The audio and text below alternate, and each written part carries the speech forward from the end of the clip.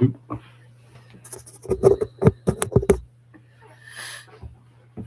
All right. That's the microphone. Oops.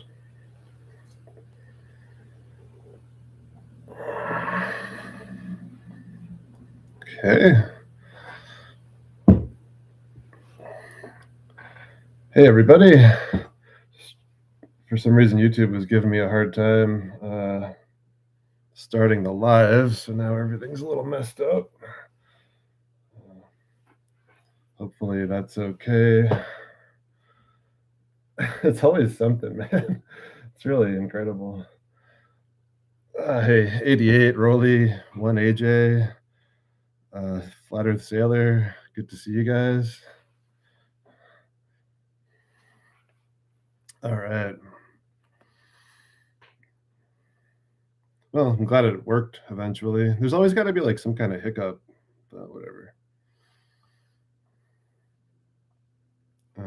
Let's see. Just trying to get stuff set up here. I don't know why that's not working.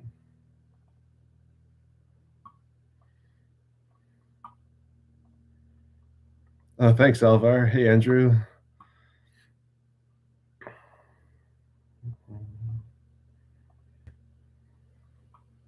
Okay.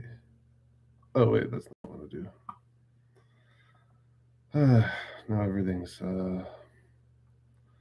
not exactly where I want things. Let's see.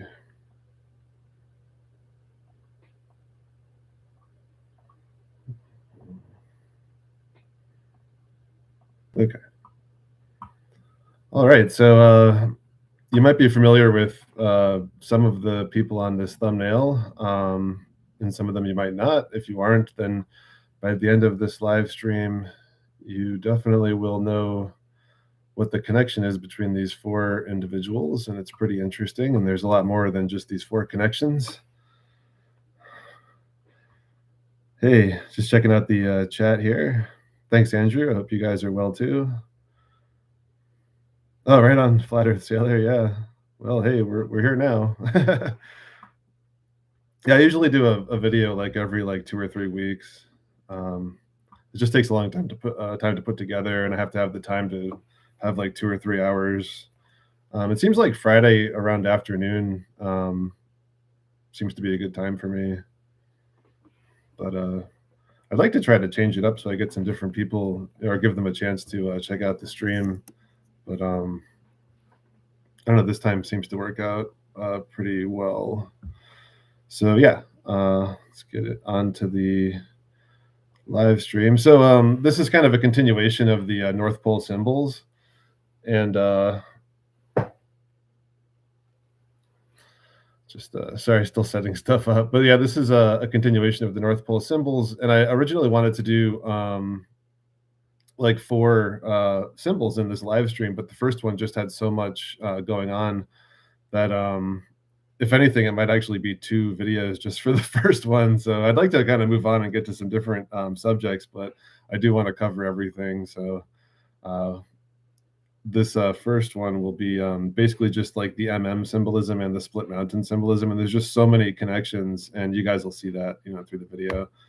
So just a quick recap here. In the previous 2 live streams, we covered the Lone Mountain. These are all symbols of the North Pole. Now, if you see 1 or 2 of these symbols, maybe it doesn't mean anything, but if you see 3, then you should probably start taking notice.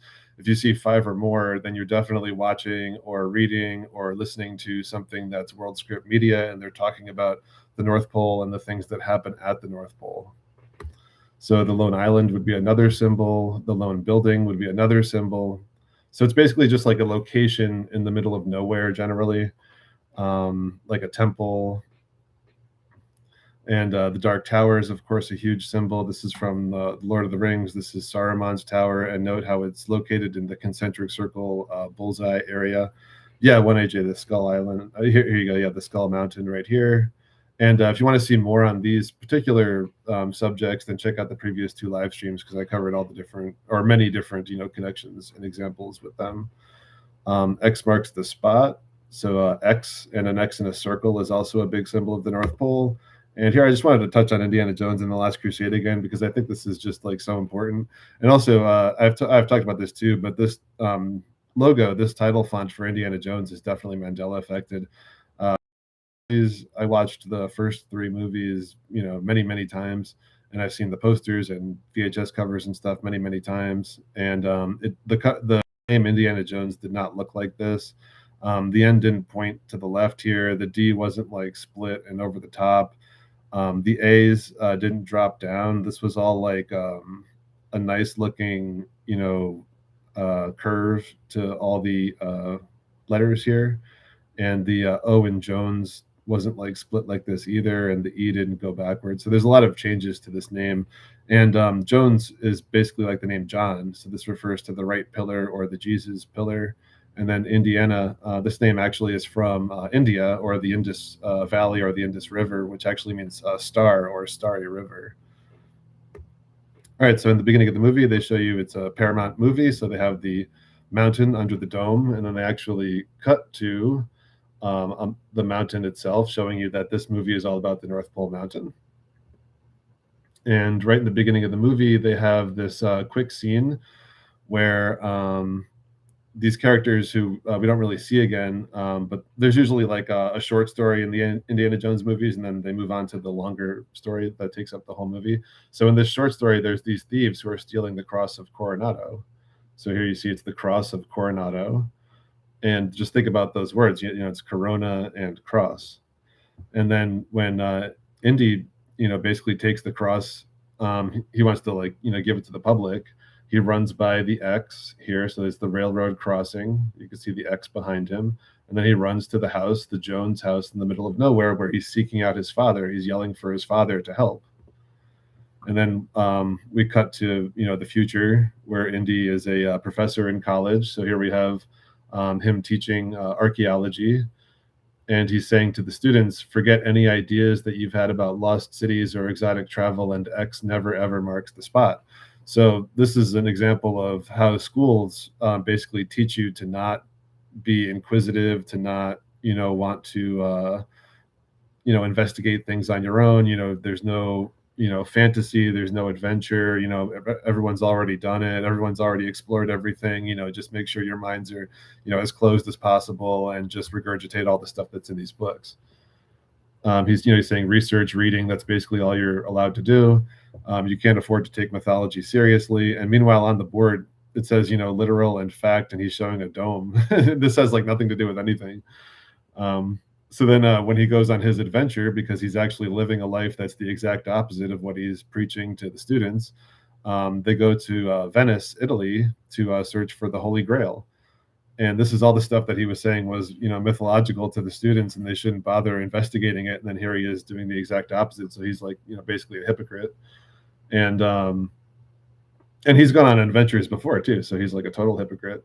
So they go to this library that's in Venice, and he says that doesn't look like a library, because what they're looking at is an old world building. So if you watch channels like, John Levi and channels like that, he's always talking about how these old world buildings just don't belong in the world that we have today. It doesn't make any sense how they got built and where they came from and who built them and when and how long it took. Usually it takes like, 1 year to put up like a giant cathedral or something like that. And all you need is like, 4 horses and like a buggy and like a police system, and you could somehow make like these architectural wonders. And it's like unbelievable how like we didn't notice this stuff before, but this is also the unveiling of the truth, and the truth is coming back into the world. This is the apocalypse, the uncovering. And the apocalypse also refers to the uncovering of the dome, which obviously hasn't happened yet. Sorry. I have this thing on my microphone now it's like a pop filter, but I have to get used to not hitting it because it kind of hangs down a little bit. So anyway, they go to this library that doesn't look like a library at all. It looks like an old world building. And he says it looks like a converted church or a cathedral. And then his guide, this woman here, she's saying, I think her name is Elsa. So she has the L in her name. And she's saying, in this case, it's the literal truth that they just converted this old world building into a library. And she's saying, we're on holy ground. And then when they're searching for where this marker could be to show where the Holy Grail is. So Indy sees this spiral staircase. So he goes up the spiral staircase, and you'll see a spiral staircase and people ascending or descending on them in almost every World Script piece of media. It's constant. That's one of the more common things you'll see. Like there's almost always a storm. There's almost always a spiral staircase. And then when he goes up to the top of the staircase, he sees the X on the ground. And he says, X marks the spot. It's the exact opposite of what he told his students.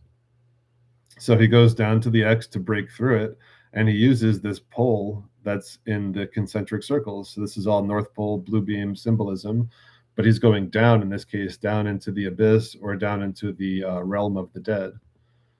So they open up this cavern and they go down, and here you can see their skulls and bones and stuff, because this is the realm of the dead. This is basically like the world that we've been living in. And they're down in this cavern, and they see like a wall art of the Ark of the Covenant. And now this is, of course, an homage to the previous Indiana Jones movie, Raiders of the Lost Ark, but it's also saying that the Ark of the Covenant is analogous to the Holy Grail. So he keeps investigating, and he finds another X on the wall. Here's the X. Hopefully you can see my cursor. Okay. And he smashes through this other, X gate, and now they find the grave, or the bones of this old knight who had the second marker for the Holy Grail. So he says, "This is it. The shield is the second marker." So if a mark is like the X, or a mark is like the spot to get to, or the spot where there's like a door or a portal, the shield would be the top at the apex dome, and that would be like the second marker. Like the first marker would be at like the ground level or at like the mountain level at the North Pole, and then the second marker would be up at the top of the sky, up at the top of the dome, which would be the apex dome. That's an inverted dome that hangs down, and that would be the second marker, and this would be where the Holy Grail is.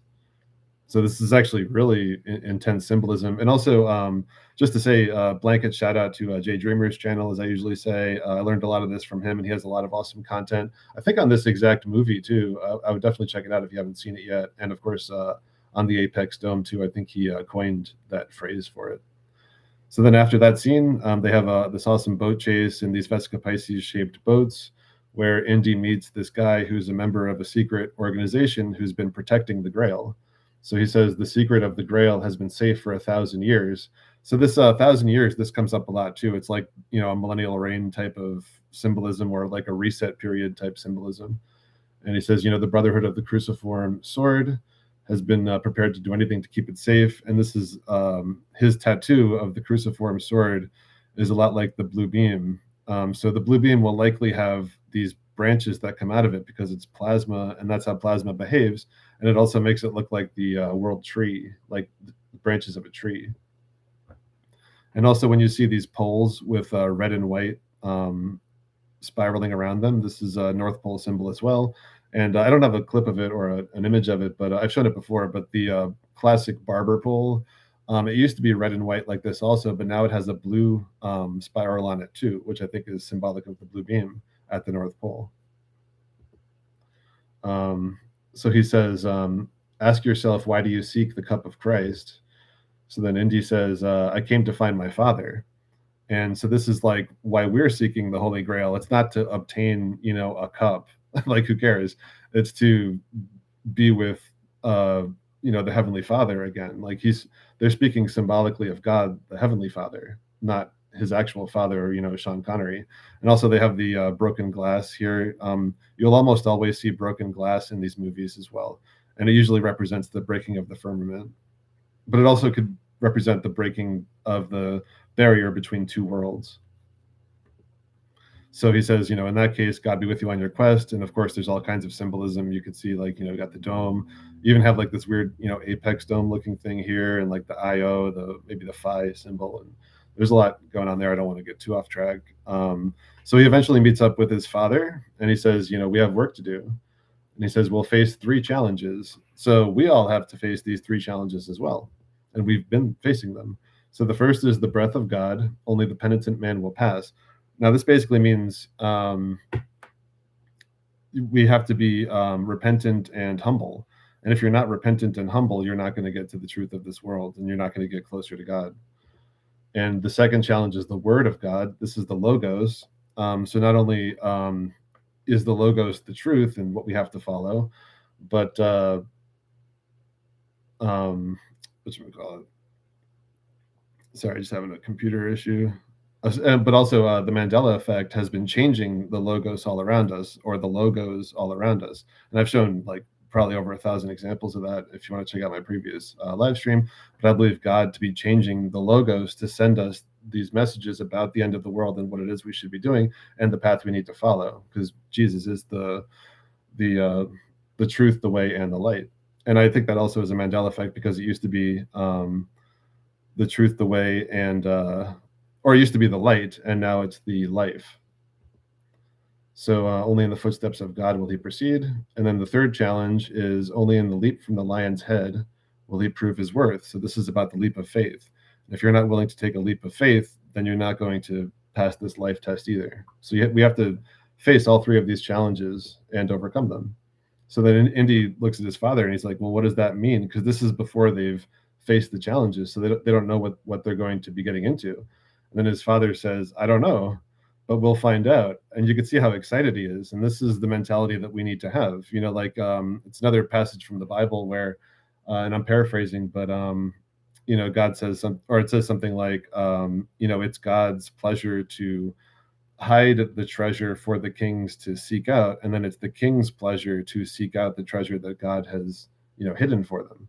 So it should be our pleasure to be seeking out this treasure, all this truth. And you know, I find it exciting too. I mean, I know like a lot of people are like scared by it, or a lot of people are like you know, like they've kind of become apathetic about it. But I don't think that's a good mentality to have. Like I find it exciting. I'm always interested in finding out new truths. I don't think we should be like obsessed with it, where it's like all that we do all day and we just alienate everybody. Like that's going too far. But I also think it's not good to go the other way, where you're, you know, like having fear about anything, that's not good, obviously, and not caring about anything, that's kind of like the lukewarmness, you know, that Jesus says, you know, he doesn't want lukewarm people. He'd actually rather you be cold than lukewarm.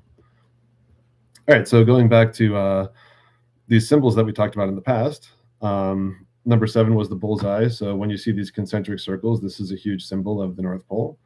And I think this is one of the major Mandela effects, this target, because this is like the red and white target, which this is the way the logo used to be. And now the logo has always been like this, which is very similar to the concentric circles and that dartboard symbol that represents the North Pole. And it represents the North Pole both at the bottom and at the top. So the ground itself is shaped like concentric circles, where you have the mountain, then water, then land, then water, then land. And then at the top too, the apex dome likely has layers to it that make it look like these concentric circles as well. And it also might have like a mirroring effect where it's mirroring the ground. So you see the concentric circles that way. But either way, the concentric circles are at the bottom and the top. And it's similar to this Tron poster. And this is also a big Mandela effect, in my opinion. I'm 100% sure that this is a Mandela effect. I'm just not totally sure what it means yet. But I think the T is larger or fatter in this bottom part. The R is definitely split and moved over to the right here at the top. This is very strange. The O looks the same to me. And then the N used to be like a normal N, but now it's almost like an up and down arrow. And interestingly enough, that up and down arrow might refer to these concentric circles, because we have man and the woman united standing on the concentric circles at the bottom. Then they're shooting the blue beam up through this apex dome with the concentric circles here. So here you see it at the bottom and the top. Small dome with the Star of Bethlehem rays coming out of it. And the male and female are united at the center. This is like Adam and Eve, and their legs are also making the M for the mountain. And it's also the split mountain. So a lot of awesome symbolism in this poster. It's one of my favorite posters. And also, I just kind of came across this not too recently, but I don't think I've showed it yet on the streams. But I haven't seen this movie either. But whoever made this cover knows all the symbolism too. So this is about some kind of science fiction movie where you know, aliens created on Earth, and now they want him back. So you have this guy in these concentric circles with the blue beam shooting up to the apex dome area, and they often show like the concentric circle like UFO shape, like an Independence Day and a few other things. because that's probably what they're going to say when the blue beam fires off in the actual real world. Is they're going to say like it's some kind of UFO invasion, or they're going to like put holograms of UFOs at the top of the blue beam, or if there's like the one major blue beam in the North Pole and then smaller blue beams around the world, they'll probably put like UFOs above the other blue beams as well, and say it's an alien invasion. And instead of people being, raptured or whatever happens, it'll be like they'll say like it's a bunch of evil aliens, stealing people or abducting people. But interesting cover there. Number 8, The Mist. The Mist comes up in almost every world script story as well. Whenever you see mist, that's a big sign of the world script. I've talked about that poster a lot. The world tree, whenever you see like a tree in the middle of nowhere, it could be dead or alive. It's dead when we're in the realm of the dead, which is the world that we're in now. But when Jesus comes back, it's a living tree. So here at the end of the movie Knowing, you have the Adam and Eve characters going back to paradise, or going to paradise, and the tree is alive. And this is an anime called Attack on Titan. It's just a view of how you could see the blue beam shooting up, but how it also looks like a tree, like a world tree, if the plasma, arcs out like this. And this is also like the, let me see what's next. Okay. This is also like the Nordic representation of the North Pole area. I've talked about this a lot too, but you have the world tree coming up out of the central mountain. This is like the realm of the dead that we're in. We're in this maze. And then we have to get to the gate to go up the Rainbow Bridge to get to the top of the mountain where the world tree is in paradise under the small dome. And then the maze, talked about this a lot too in the previous stream. The Shining, of course, has an excellent example of that. And the whole hotel is the North Pole location, of course. The bridge, whenever you see a bridge, that's also a sign of this North Pole symbolism and area. And the last one we talked about last time was the M handhold. So this is from the movie Fight Club. And you have the union of the male and female at a North Pole location. And I've talked about this in the past. I don't want to get too into it, but I think I'll bring it up either in the future of this video or maybe the next one again. But they actually show these twin towers falling while they're doing the M handhold after he has merged with he's basically merged his twin spirits, and he defeated his, left pillar spirit, which was like the Brad Pitt character, and he merged into one complete person. And now he's at the North Pole doing the M handhold, and the twin pillars are falling. And this also came out before the twin towers fell in New York. So, of course, these people know the world script and they know what's going to happen in the future. At least, people at the very top of Hollywood and the writing and all that, whoever's writing these scripts, they know. And if you're new to the channel, just check out my previous live streams, and there's just endless evidence of how they know. Just check out the second live stream all about like Trump and all that predictive programming. So one of the M handholds I didn't mention was this really important Mandela effect that affects a lot of people, the Jaws and Dolly one.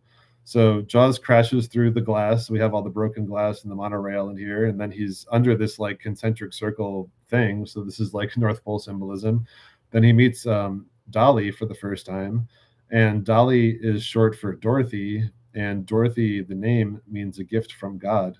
And also she looks like people don't remember her having like this like low cut dress and all that either. And then he smiles at her with the metal mouth, and then she smiles back at him, and she no longer has the braces. So it's like the braces, like God's gift to us, is no longer being held back. And then they do the M handhold as they walk away. And then also God's gift to us is this giant third eye. So now he's got this huge bulge on his third eye area, and I definitely don't remember ever seeing that before. I've never heard anyone say they remember this guy having this giant bulge on his third eye. It looks like so crazy, but this is the gift that he's given, through this symbolism. So multiple Mandela effects going on there with the same set of symbolism. Okay, and then I'll get on to number 13 here, MM and the Split Mountain. All right, let me just check out the chat here too. Just checking out the chat. Yeah, I guess Spielberg's new movie is called like Disclosure Day or something, and it hasn't come out yet. I mean, that's pretty interesting. I mean, this guy's like the ultimate, truth teller. And I'm not saying he's a good person. Like, I'm not saying like Hollywood is good or Steven Spielberg or Stephen King are good or any of that. Like best case scenario, they're like fallen angel actors who are pretending to be evil. I mean, I don't know, but I mean, worst case scenario, they're horrible people. So, but the truth is hidden within, their works, especially those two guys. Yes, it's it's like we're in an episode of the Twilight Zone for sure. There's a lot of changes too around the Twilight Zone.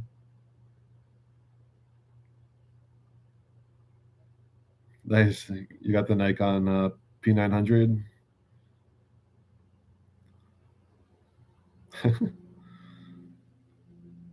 Yes, I played the Cyberpunk 2077 game, and yeah, that game is full of stuff. That's also by the people who made the Witcher game, which is also full of symbolism. I've shown some of it. I don't know if I showed Cyberpunk, but Cyberpunk also has Keanu Reeves in it, and he's connected to all this world script symbolism too. And literally at the end of the Witcher 3, that's the one I played. They literally have like the blue beam shooting up through the dome from a dark castle, and and the storm coming and all that. I mean, it's just the same symbolism over and over again once you realize it, or once you can see it. I haven't seen Legacy of Kain.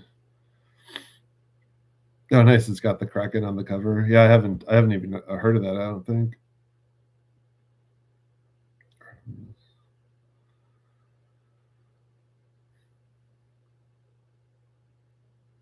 Do I know IPWT goat videos? That kind of rings a bell, but I don't really know.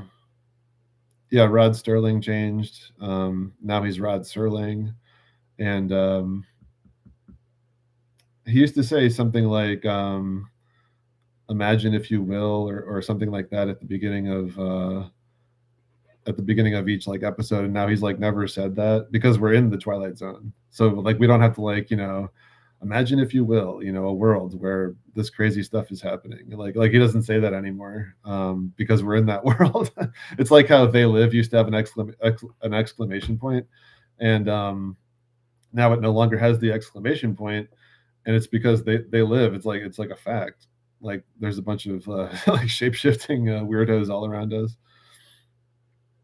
or people pretending to be human, and they're a bunch of body snatch zombies or whatever. I pet goat 1 through 6. I don't know what that means. I of course know about I pet goat 2. I've covered that a lot on this channel, and the other videos that Helio Fontes put out too. I covered him some of those videos in the last live stream actually, but I'm not sure what 1 through 6 is, unless you put out some new videos. But I don't know.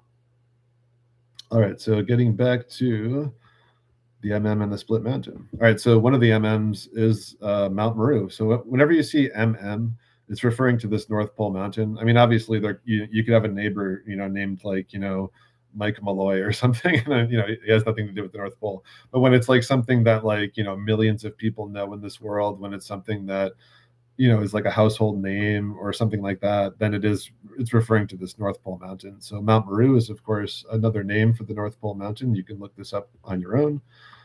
Interestingly enough, too, I've talked about this map for the Wizard of Oz before, and it has all this North Pole symbolism. Of course, they have Emerald City in the center. This is like the heart. This is the four, continents around the North Pole, and then this is like the normal lands. But there's all kinds of interesting little names if you just look around on this map. And here he has Mount Mern. So this is basically Mount Meru, just with the N or the U flipped upside down. And then I talked about this Hunter x Hunter anime a few times in the past. So really quickly, what happened was, and I think the 13th live stream, I brought this up because this bottom Hunter had changed, and it used to be standing straight up like the first Hunter, but then it got mirrored, so it was upside down like a mirror. And then between live stream 13 and 14, God changed this logo again so that this H rose up here on the left side. So it literally changed after we all observed it carefully, if you were here. And then also, I just found this interesting, and there's a reason why I'm bringing this up again too.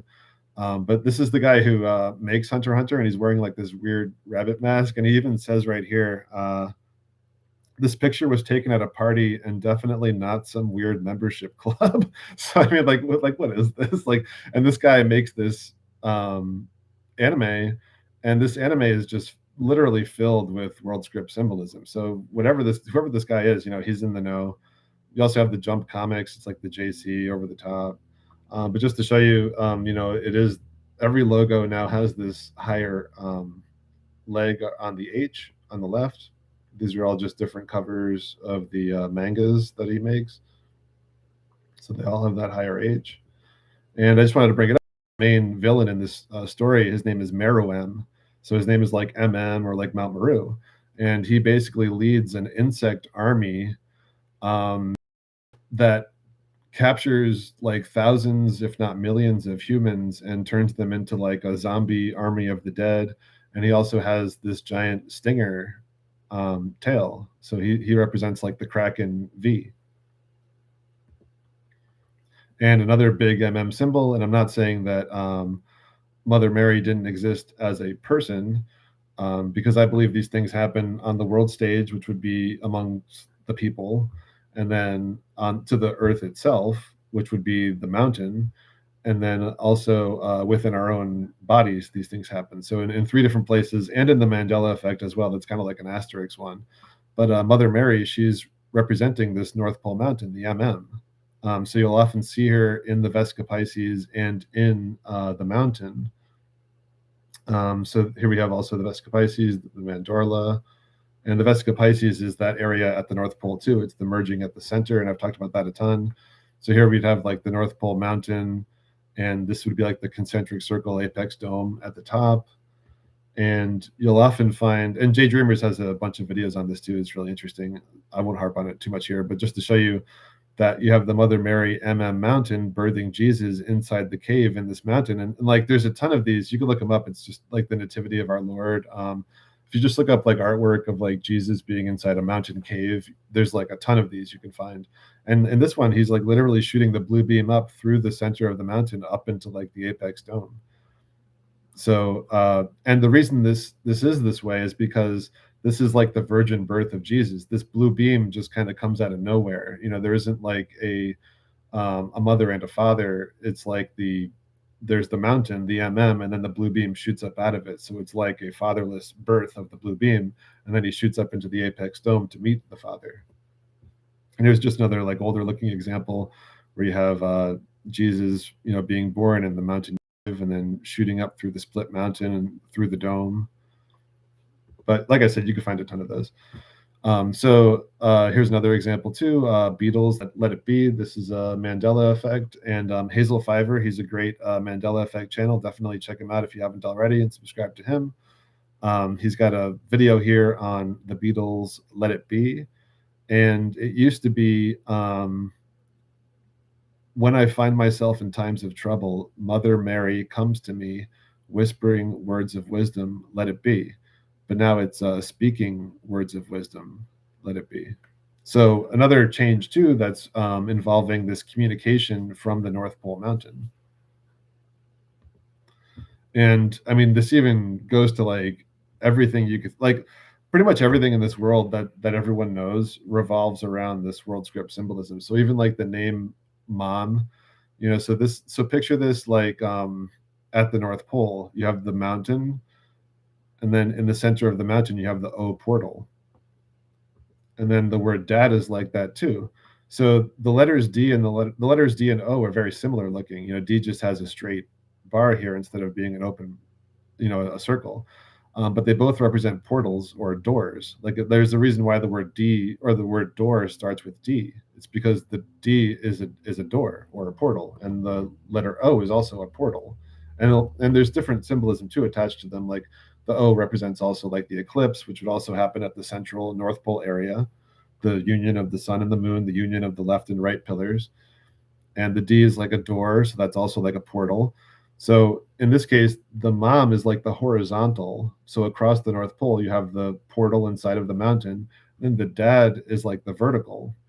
So you have like the portal at the base, which would be like the portal between like the abyss and earth. And then you have the A, which is like the blue beam shooting up.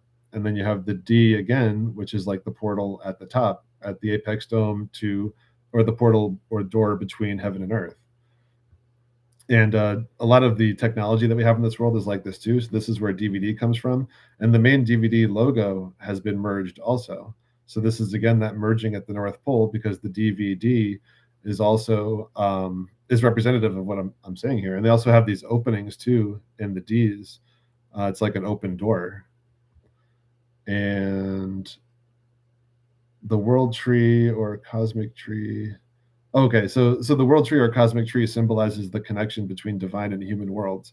So it's all about this, portal between worlds. And here's another like view of like that Nordic look of the North Pole. So just to quickly symbolize what I'm saying here. So you have like the word mom. So that would be the portal inside this mountain here. So like right here. So like this horizontal. And then the dad would be like this portal that goes down into the abyss, down into the underworld, and then shooting up through the blue beam. This would be the A or the V, and the A is like pointing up and the V is like pointing down. But you have like the A pointing up to God, the Heavenly Father, and then the other D would be this portal up here, if you understand what I'm saying. I know it's kind of hard to visualize or to say, but it's pretty profound if you realize it. So here's like that DVD logo you might recognize. Like when a DVD player was on standby, it would go into like like a screensaver, and this thing would bounce around the screen.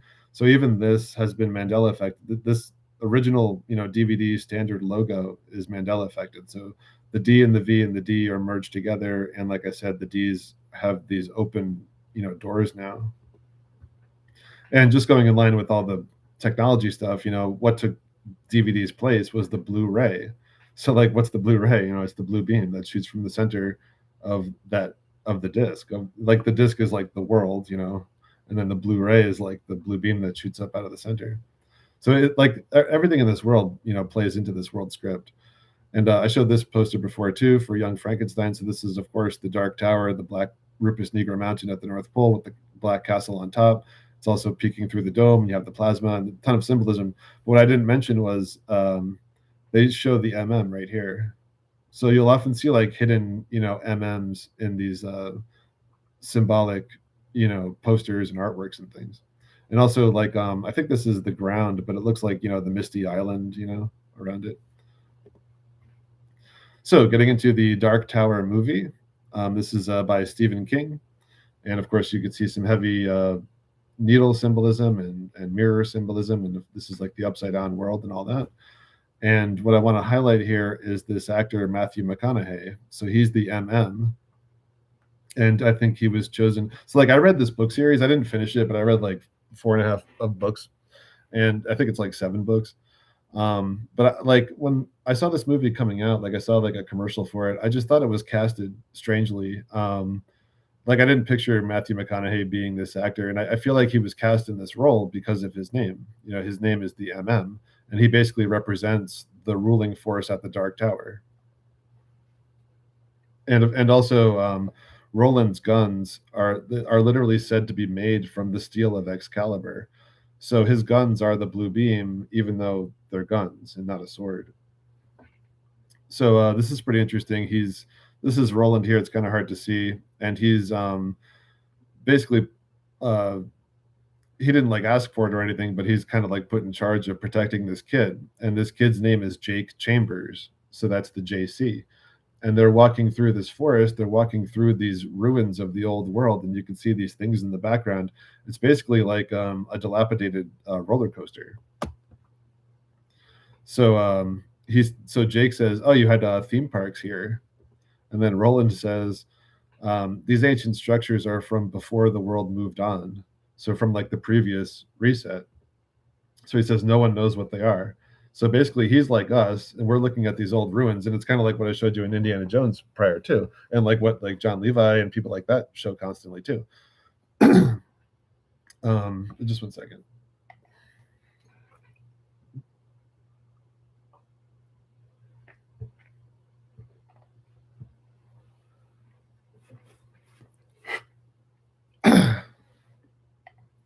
All right. So it's like people saying we have no idea what these buildings were, and then certain people are like, actually we could figure it out, but you're just like set in your ways. So he's like, so Jake says they're theme parks. I know exactly what they are, but like Roland doesn't want to hear that. So then Matthew McConaughey, he's searching for this kid, and he says, Jake Chambers. And then Jake's making this map on the ground. He doesn't know why he makes it, but this is the Dark Tower in the concentric circles, just like I was showing you earlier with Lord of the Rings and Saruman's tower at Isengard with the Dark Tower. It's like the Dark Tower in the middle of these rings, like a dartboard shape. So they're at this, campfire, and he's drawing this thing. So he says, "I don't know what this is." So it's kind of like a reversal where he doesn't know what this world's symbols are, and Roland doesn't know what the previous reset's symbols are. And this is like a full view of the map with the Dark Tower in the center. So then Roland says it's a map. My father, like you could say like Heavenly Father as well, showed me a map like this once. Inside the circle is your world and my world. The Dark Tower stands at the center of all things, and it stood there from the beginning of time. And it sends out powerful energy that protects the universe. So what he's talking about is the dome. It shields us from what's outside. So he says, well, what do you mean outside? What's outside the universe, or what's outside our world? So he says outside is endless darkness, like the abyss, or like if we're inside water, it must be a pretty vast, ocean. So he picks up this tarantula that was just crawling around, and he says it's full of demons trying to get to us. And Walter, the Matthew McConaughey character, he wants to tear down the tower and let them in. So when this central mountain comes down, the dome's going to go away, and the blue beam is going to take this tower down or split it or destroy it. And then the blue beam will shoot through the dome, and the dome will come down. And once the dome comes down, then this Kraken entity and all these other demons and crazy mythological creatures and things will be able to re-enter the earth. So he says, when the tower falls, he'll rule in a world full of monsters. So what I think will happen, what I've said in previous live streams, is I think God will protect his people at that central North Pole paradise area, but everyone else is basically going to be left in like a hell world full of monsters and full of Kraken, possessed people. All right. So what am I looking at here? It's a little dark. Oh, so this is like Matthew McConaughey's like hideout basically, and he's captured all these kids, and he's hooked them up to this machine, and he uses their power to shoot this like beam at the Dark Tower. So it's kind of like some inversion going on there, but it's also like a common thing that we see like at the end of Stranger Things. The Vecna character has captured a bunch of kids, and he's like draining their energy. So that's like a common theme where God's children basically are captured in a place like a prison, and this negative Kraken Antichrist entity is sucking their energy out. This is basically what's been happening to us, because we're all God's children. Even if you're 80 years old, you're still God's child. So he says it's a beam quake, strong, and the kid says sounds like screams. They're just like the quakes we get back home. This is what happens in one world echoes in others. And now they're in the misty forest, and he's seeing an illusion of his father, and he's saying, let's go home. So whenever you see the word home, it refers to paradise, and I'll be talking about that in the future. And I've talked about it in the past too. And there's a lot of Mandela effects that have the word home in it as well. But this is a false, thing going on here. It's an illusion. And he's about to fall for it, but then he realizes it's this darkness and fire. It's this like Kraken entity that's trying to fool him, and you can see the red and black and all the tentacles and everything. And Roland's yelling at him to get away from it, and he's shooting at it. You can see all the tentacles, and then his father appears to him. So this is like the false god, the false father, trying to goad them into going into the darkness and getting Kraken possessed basically. So he says it creates illusions to distract you. That was just a small tear. Those things, they're what's coming if the tower falls. And then there was a creature that got through that tear and attacks them with a needle. So that's so Roland's being attacked with the needle, basically all that symbolism. And this is an interesting scene too with Matthew McConaughey. So this is Jake's real mother, and then his stepfather. And his stepfather is like a terrible person, and his mother, she might be nice, but she never believed Jake, because he was like someone like us, like a truth seeker, someone who can see beyond the veil. But she's like a normie who doesn't believe any of that. So they come home and Matthew McConaughey is cooking in their kitchen, and you can even see they have this isn't a coincidence. This is a multi-million-dollar movie, and everything is very planned. So they have the Vesica Pisces right next to him, and it's also the Black Mirror. So this is when you see the Vesica Pisces, it's symbolic of the merging of worlds.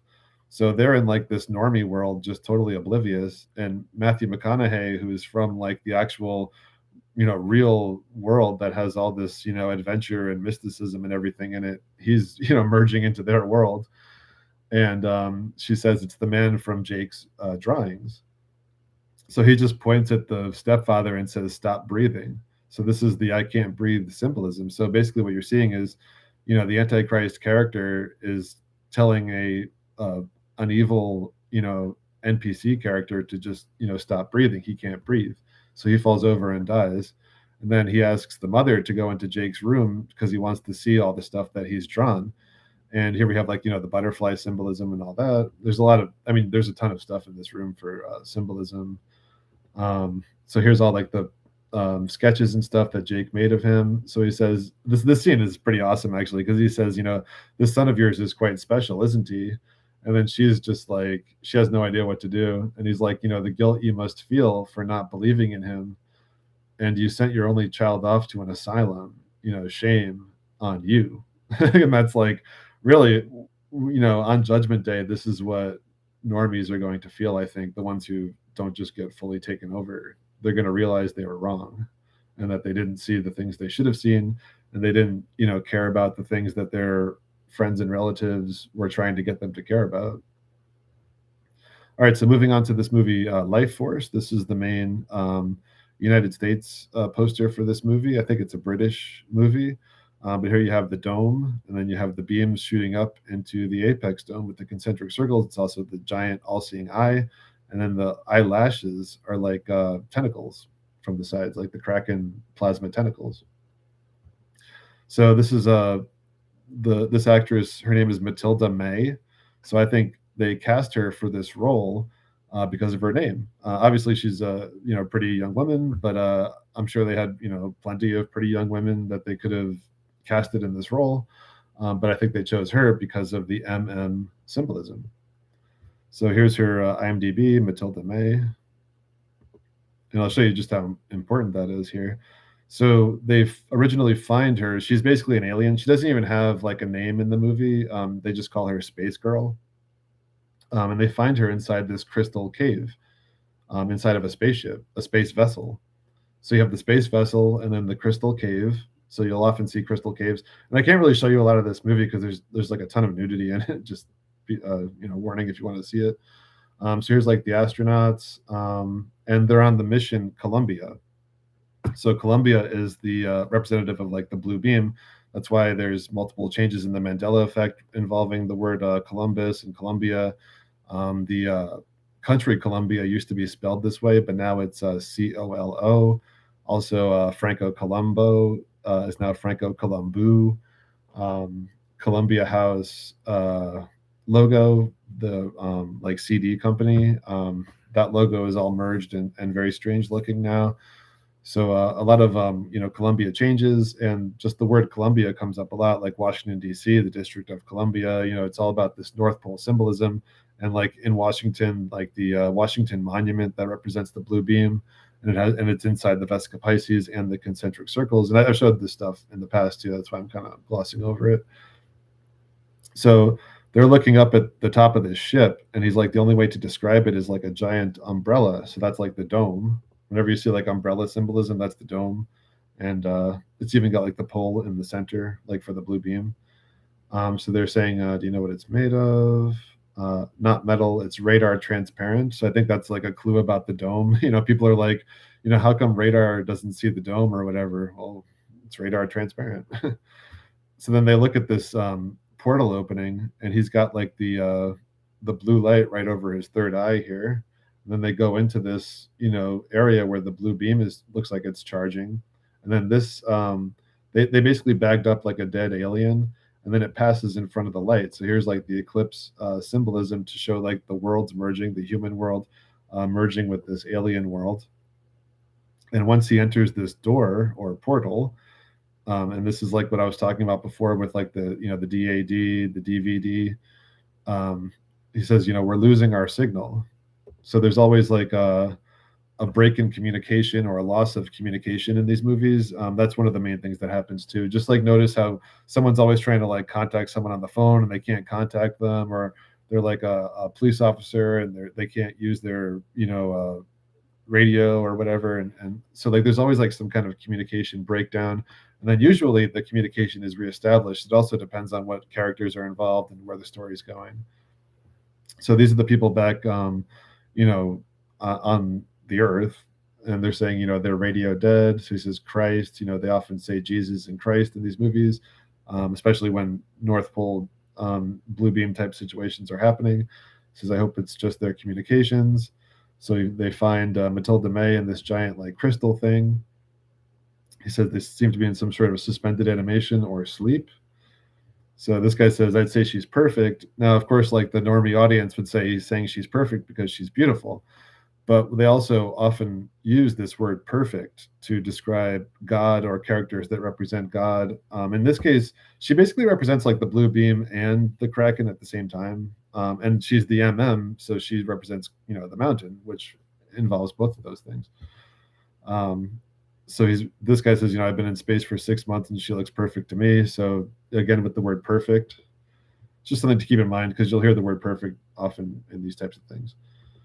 And then they bring her back to Earth and they have her in like this science lab. And I can't show you what happens because there's a lot of nudity, but she, when she escapes this laboratory, she explodes all the glass. So here we have basically the dome breaking, and then she's like, the blue beam going through the glass of the dome. So here's all the glass breaking, and then she walks out. And then later on in the story, they literally show a giant blue beam shooting up from in the city.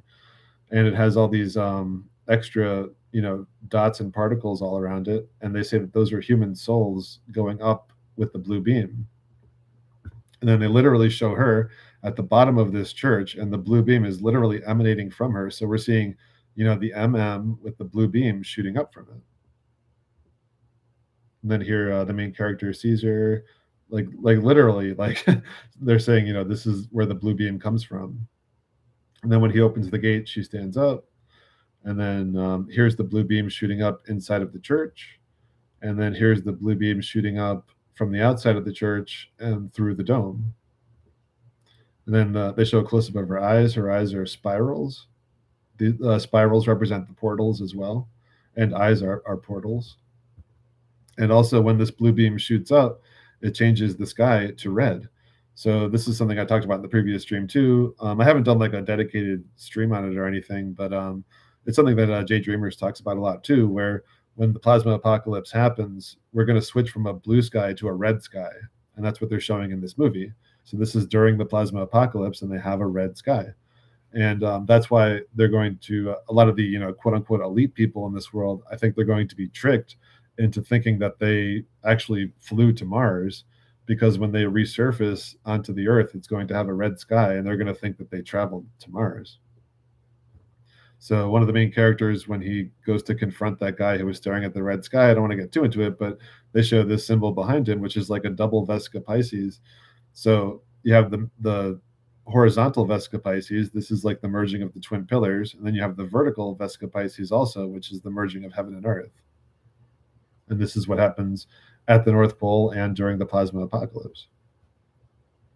So here's the red sky again.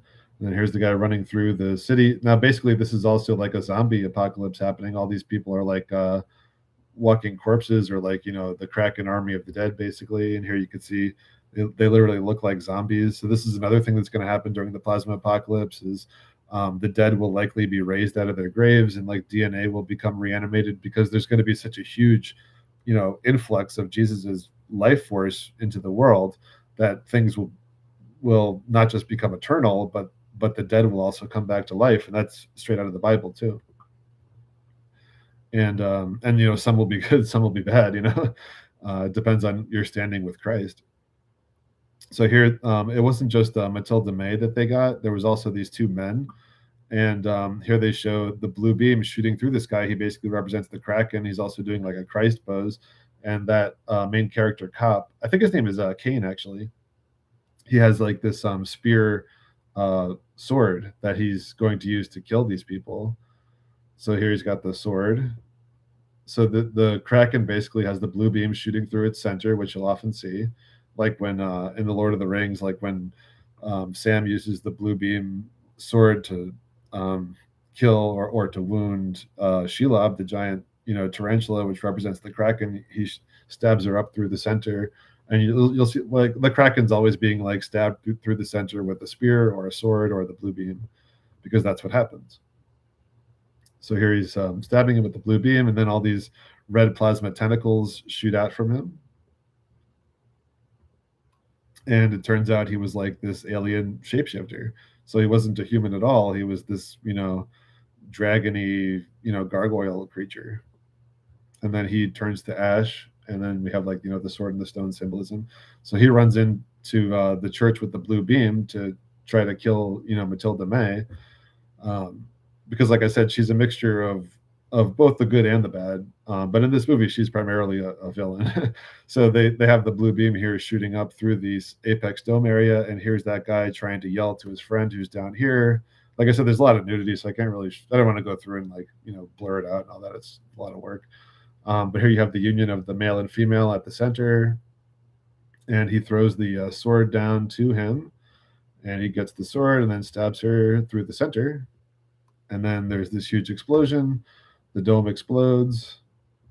They shoot up in the blue beam. Then they show the crystal cave with the dome and the sparks and the plasma. So this is also what's going on inside of our heads. The pineal organ is filled with crystals. And it's even said that the crystals are piezoelectric, which are sparking crystals when they're put under pressure. And it's even theorized that when the crystals spark, they put out a blue light. And this movie came out decades before people even knew that. They started, interestingly enough, they started researching that right after the Twin Towers fell in New York. And I think 2002 was when the discovery was made of the crystals in the pineal organ. So, I mean, that's interesting right there. It's kind of showing like we didn't need them in the past, and then God started putting them in us because we reached, the end times where we needed to establish this communication with God. So this crystal cave in Life Force is basically the same thing as the crystal cave in Superman, where Kal-El enters his crystal fortress. And this is literally at the North Pole in Superman. And in the crystal fortress, he's able to communicate with his spiritual father, with God the Father.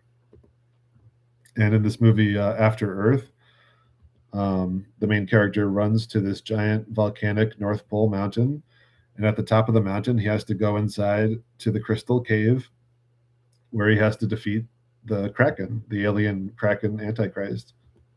So he's running through this crystal cave with the Kraken chasing him, and he eventually defeats the Kraken, not with a spear through it, but with these two daggers, and he makes an X through the Kraken. So you can see like the X with the swords. So the X is also a North Pole symbol. And he defeats the Kraken, and then he picks up the communication device and shoots it up into the sky. This is the blue beam from the top of the mountain, and the blue beam shooting up into the Apex Dome and the concentric circles. And in Fight Club, I talked about last time, in the beginning of the movie, Edward Norton starts getting more spiritual, and he does like this meditation at like this meeting or whatever, and he goes into his crystal cave inside his head, and inside of this crystal cave is Marla with like the kind of like the crackety hair and all that, and she's basically invaded his space like a space invader, if you understand that symbolism. And I have a ton of stuff about like body snatchers and all that, and I'll do a live stream on the crystal cave in the future too, but I just wanted to show you that this is a very common symbol in all this world script media too, where you have the crystal cave, and then the rest of the spaceship looks like this, where you have the umbrella dome here and the Kraken tentacles in the back. It's also very similar to the Event Horizon, if you remember that. Here, the main character is looking up at the ship at the end, and they actually show these O portals with the X's too. I think that's on purpose for all this North Pole portal symbolism. And then the full moon is representative of the Apex Dome, basically. So we have this, vessel going up into the Apex Dome with the Kraken tentacles. And if you're familiar, if you've seen the movie Begonia yet, I recommended it a few live streams ago. I didn't want to spoil it back then, but I'll be spoiling it here. So you might want to skip ahead a minute or so if you don't want Begonia spoilers. But it's a pretty amazing movie. So in that movie, they literally had so the main character has this model of a spaceship that looks just like the Life Force vessel that I just showed you. Here's a poster for Begonia. So these are like the two main characters, and what they do is they basically hunt down people who they think are shape-shifting aliens, and they capture Emma Stone, and they think that she's basically an alien. So they interrogate her and all that. And here we have the light in the background that gets eclipsed because this is the merging of worlds again between humans and aliens. And here's the ship. And he also has this 3D like computer graphics representation of her ship that he put together. And they go inside the ship in like this 3D rendering. And here you see the dome and the mirror symbolism and all that. And then inside of that door portal, they show the mountain as well with like the pyramidal design and all that. And at the end of the movie, spoilers, she actually does turn out to be an alien. And they decide to destroy the Earth, basically. And notice what they have here at the center of their, meeting place. It's literally the flat Earth map with a dome over it. And she walks up to it with this, spear, and she pokes a hole in the dome. So what you're seeing, it's the inverse because she represents the alien, Kraken. So in reality, the spear would be coming up from the center here and shooting through the dome like this. But since this is an inversion, she's, breaking the dome from the top with the spear. And you can see here, she's even making like the apex dome shape, even though it should be like at the top. But still, that's like the apex dome shape. And then she punctures the dome and the dome goes away. And when that happens, basically everyone on Earth dies, and they show like the red and blue going back and forth. This is like the red sky, blue sky, and basically everyone dies. Well, aside from the people who ascended, I don't want to get overly into it, but the main character, even though he, quote unquote, dies in the movie, when he dies, he explodes and his head literally comes off. But when you see that kind of symbolism, like where you have like the saints like holding their heads or like with no heads and all that, I think that's a symbol for ascension. That's why you see like the capstone on the pyramid being separated from the rest of the pyramid. So, he was the character who, was always seeking the truth and all that. So he ascended, and then the rest of the people all die when the dome goes away. And that's also symbolic of spiritual death too. And also, if you remember the ship in Life Force, it had the Kraken tentacles on the back of the ship. It's just like this movie Furiosa, where they have this vessel here with the phoenix bat symbolism here, and the fire and the smoke and all that. But they also are being attacked by this giant Kraken. It's a person on a hang glider, basically, but it looks like the Kraken with all the tentacles. And then to combat that, they have these spiked balls that spin around. So this is like the CV spiked balls. So what you're seeing is the Kraken V versus the spiked ball, virus.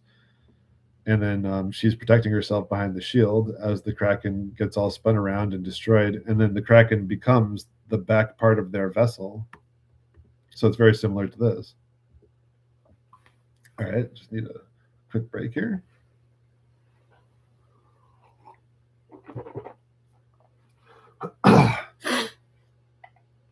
Let me check out the chat here for a second. Sorry, I haven't checked the chat in a while. Can a volcano be a symbol for the North Pole? Yes, absolutely. In fact, I'll be talking about that. Hey, seeing you on Jay Dreamers. It's awesome. Yeah, definitely shout out to Jay, and definitely go check him out, subscribe to him. That's Neo saying that in the chat. Oh, it was buffering? Ah, geez. I guess it's back now. There's always I couldn't even go live. I was having problems just getting the stream started, so I don't know. Yeah, the anode and cathode for sure. Entrance to inner Earth. Yep. As above, so below. Yep. Yeah, I agree with all that. Yeah, the Xbox logo. Definitely one AJ. The Xbox logo is a Mandela effect by the way, where it used to be X dash box, and now the dash is like merged into the B. I think Moneybag73 has a video on that if you're interested. And he's another channel to, of course, check out and subscribe to. There's no place like home for sure. That's paradise. ET phone home, exactly. Yeah, there's a lot of home-related Mandela effects, and I'll be getting into that when I start talking about paradise, hopefully soon. Hey, what's up, Dollyhead Braces? Yeah, check out Dollyhead Braces too. He's got a great channel on the Mandela effect primarily, so definitely sub to him and check out his stuff. Hey, Anna, first time you made it to a live. Hello. Like in Matrix when yeah, exactly. When the Kraken robots go into the dome in the end of the Matrix. I'll actually be talking about that probably next stream. And I've mentioned that before too, but yeah, it's exactly like that.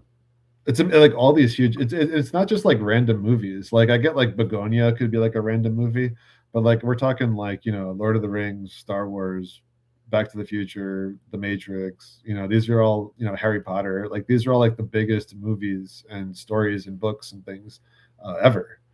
So and they all have the same symbolism. Hey, King Shin, yeah, much respect. Thanks. Hey, Tanya, good to see you. Yeah, merging dashes could definitely be a whole video. There's a lot of that. Oh, thanks, Rolly. I appreciate that. All right, so getting back to the Future. And Back to the Future is also a Mandela effect. The C and the K are merged, and I think it's on purpose that it's the C and the K, because there used to be a gap right here, like up here, and you could see every other letter doesn't have any, merging. But like, when God changed this, in my opinion, he could have made the T merge into the U, or anything. The T and the O over here could have merged. Or one of the changes we often see too is the H and the E merge together too. But the only merging is the C and the K. So the C, that's like, the 3 and the K is the 11. So you have the 311, you have the 33.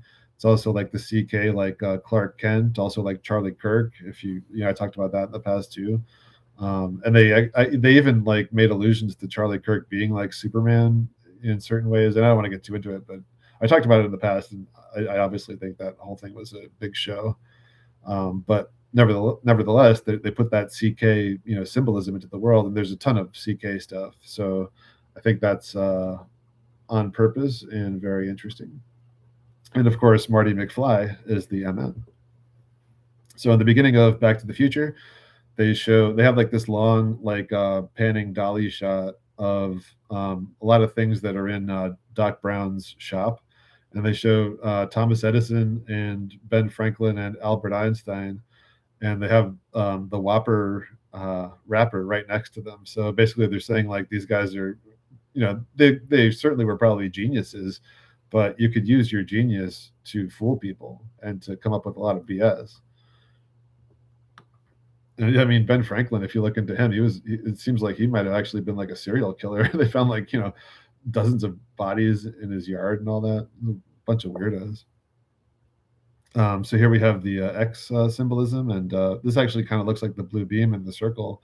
This is just like hot water pouring down from like a coffee maker, but you even have like the mountain around like the North Pole. Like if you check out like those Nordic North Pole models. And The Power of Love. This actually is this song is Mandela affected too. Back to the Future is one of the most Mandela affected things, and this main song from it used to be. I talked about it in the past. I don't know if off the top of my head, but the lyrics are something like, "You don't need money, you don't need fame." So it's like God saying, like, we don't need money, we don't need fame. We need the power of love. So we got the atomic symbolism. Oh, the toast. The toast are like the twin towers going up and down as well, and you have all the smoke and everything, and they're burned. And also they show the flat Earth map on the clock. It's pretty awesome. This Calcan. This actually might be a Mandela effect too. Most of the Back to the Future Mandela effects I resonate with, but this one I don't know. But I've heard people say it used to be CALCAN. But that would also be a CK change, which is interesting. So I definitely, think that it might be a Mandela effect, but I can't say from my own experience. But they dumped the Calcan. It looks like a pile of crap going on top of Einstein, basically saying it's all BS again. And then Marty comes in, and he stands in front of this giant, concentric circle speaker. So again, we have not just the concentric circles, but this is also representative of the communication coming from that North Pole area.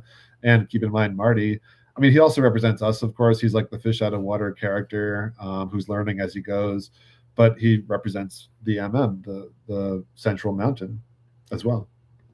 And if you don't know, this is a huge Mandela effect. This one I'm 100% sure on. Just think of like what his guitar looks like in this scene, because you can't really see it here. So I clearly remember him just having a normal guitar. I think it was black. It could have been black or red, but it was like a normal looking electric guitar. And now when he turns around, he has this tiny little like mustard yellow guitar. I've never in my life seen a guitar that looks like this. Brian Staveley used to say that it looks like he's holding a ukulele. So he's like supposed to be wanting to be like this hotshot, rock and roll star. It literally makes no sense for him to have a guitar like this. It makes him look silly. But what I think this is a message from God, like all these Mandela effects, where this is like, it's the color of mustard and it's very tiny, so it's like the mustard seed of faith, in my opinion. And he's playing the mustard seed of faith with this, blue, pyramidal shining, pick. And then when he plays it, he explodes the apex dome basically, and all these sparks go all over the place. So this is like, the signal from the mountain exploding through the apex dome. And I also don't even know, this like blue coloring around the outside might be new too. So then he goes flying backwards. And this might even be on purpose where his legs make a V like this.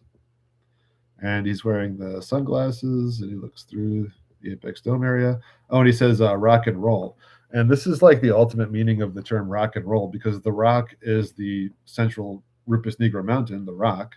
And then the roll, I think, is the blue beam. But I'll get into that in the future. So here he is, like sketching. Trying to think of why I had this. Well, Mountain Dew is important too. So he sketches on the back of this guy's Jeep or whatever, and he's got the Mountain Dew symbol. This represents like the, basically like the spirit of the mountain. And they drive by this place where it, literally says Jesus saves and salvation is free, Assembly of Christ. They didn't have to put this in the movie. It's pretty strange. And this is also where he ends up. So then when he goes to the school, there's a lot of weird stuff written on the walls here, like graffiti, like it says Esau and a bunch of like weird perverted stuff. Also Ozzy Wizard, so you have like the Wizard of Oz symbolism. And then here, this woman is screaming at them to help save the clock tower. And as she's talking about it, right behind her, it says the third eye. And you have the all-seeing eye in the pyramid right here. So the clock tower is right behind him, Marty and Jennifer. And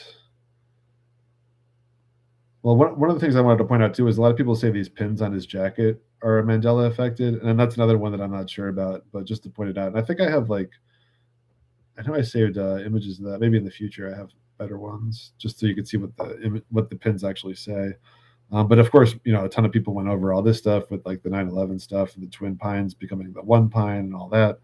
But also you have the J.C. Penney store in the background, and J.C. Penney is another big Mandela effect because it has this extra E added to it. This definitely used to be J.C. Penney NNY. It wasn't, excuse me, it wasn't NNEY.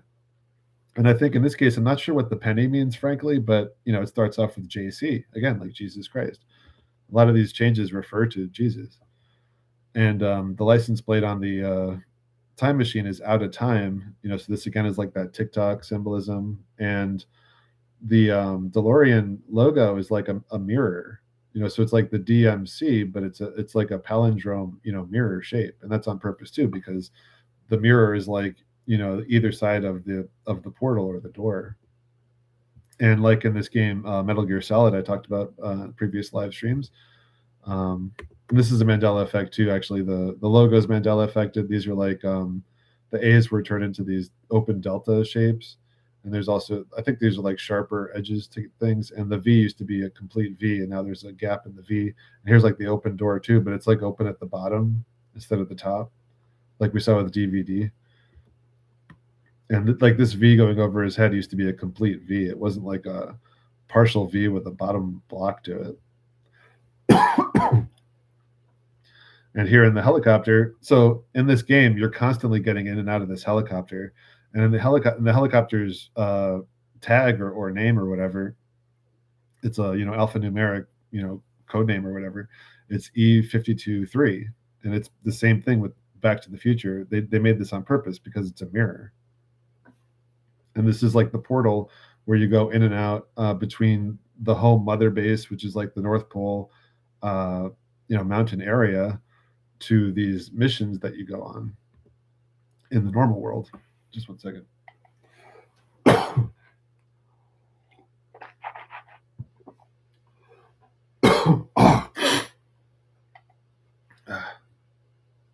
So going back to the Future, here's the logo for DeLorean. Here's the 11.8, which is like the 88, and it goes to 11.9, which is like 911 or 99. Then you have the flux capacitor, which I remember being the other way, where it was like it was kind of like the mountain with the blue beam shooting up, but now it's like a Y. I don't remember it being a Y. I remember it being like an upside down Y. And then he's getting to 88 miles an hour, got the 33.6 and all the sparks and plasma. And then when he arrives in another world, he's greeted with like this scarecrow doing like the Christ pose. And November 5th. I'm trying to remember why I have these. Public telephone, Lou's Cafe. All right, so anyway, getting to the end of the movie, at the clock tower, you have the plasma hitting the top of the clock tower, all the sparks. Here's the blue beam plasma, basically. Here's Doc Brown connecting it. And then Marty's traveling with this car. So keep in mind that Marty represents the North Pole Mountain, and he's driving towards this, plasma. And when he gets there, what you're seeing is the North Pole Mountain, and then the vehicle that passes through portals. And he's got the staff or the spear from the top of his vehicle that connects to the blue beam. And then when he gets transported, it says, the atomic kid. So they're relating the nuclear stuff, the atom with this 88, transport. And like, I think Adam and the name Adam are related. So it's like, return to being like in the Garden of Eden, basically, like Adam and Eve. And then we see the blue beam plasma and the streets of fire. And here we have like the 9 and the 11, which, people have covered a lot. So then when he gets back home, he sees this helicopter, and helicopters are often representative of the blue beam too, because they hover and they often have like this light, like a searchlight that's usually, blue in color. And then they show this homeless guy with the California raisins. And the California raisins, it's also another Mandela effect. For one, this logo looks like it might be merged, but also they used to have sunglasses and they no longer have sunglasses because they've been in the sun too much, most likely. And he crashes right into the Assembly of Christ. So he went through this, blue beam portal, and he went into the Assembly of Christ. I mean, they could have literally had him crashing into anything. And it says, salvation is free and all that. I mean, you even have like this blue beam symbolism coming up out of this building.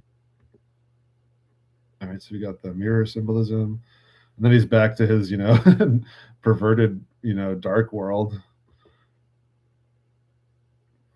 Here we have like the mirror symbolism again. And then at the end too, when his father puts out this book, it's a match made in space. And when they talk about space, they're usually talking about inner space.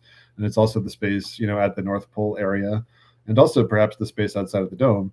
But then, you have the union of male and female. This is the, Adam and Eve basically returning to the garden. There's a lot to it. I don't want to get overly into it, but point being, Marty McFly representing the MM. Just check the chat for a minute.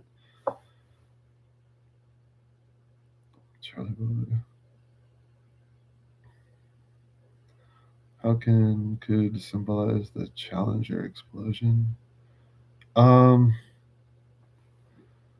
not sure what to say about the Challenger explosion, if it necessarily applies to this. I mean, I certainly don't uh, believe anyone died in it. Hey, what's up, Salted Cedar? Yes, SpongeBob's guitar changed also. I don't have like an example of it here, but I think it used to be like a V, like heavy metal type guitar, and now it's like a peanut. It's something like that. It might have been a peanut and then gone to another one. Um, yeah, the Back to the Future van definitely was that Toyota with like the slanted front to it. Now it's a Volkswagen bus. There's a ton of changes there. Yeah, it's crazy how he goes right into the assembly of Christ, right with all the blue beam symbolism as well. So yeah, we got a Clockwork Orange. This will be just a quick one. So I think this is Mandela affected. I feel like I had this exact VHS tape, and I don't remember it being this blocky and this like all the letters being merged together like this. But this is I think the oldest VHS, and the letters aren't quite there, so something to keep your eye on. But I don't. This looks really weird to me. I know this blocky. I mean, it's almost like a square. Like I just don't remember that. It's too much, but I'm not like 100% on it. But anyway, there's a part in the beginning of the story where there's this old homeless man who's singing under a bridge, and he's singing the song about Molly Malone.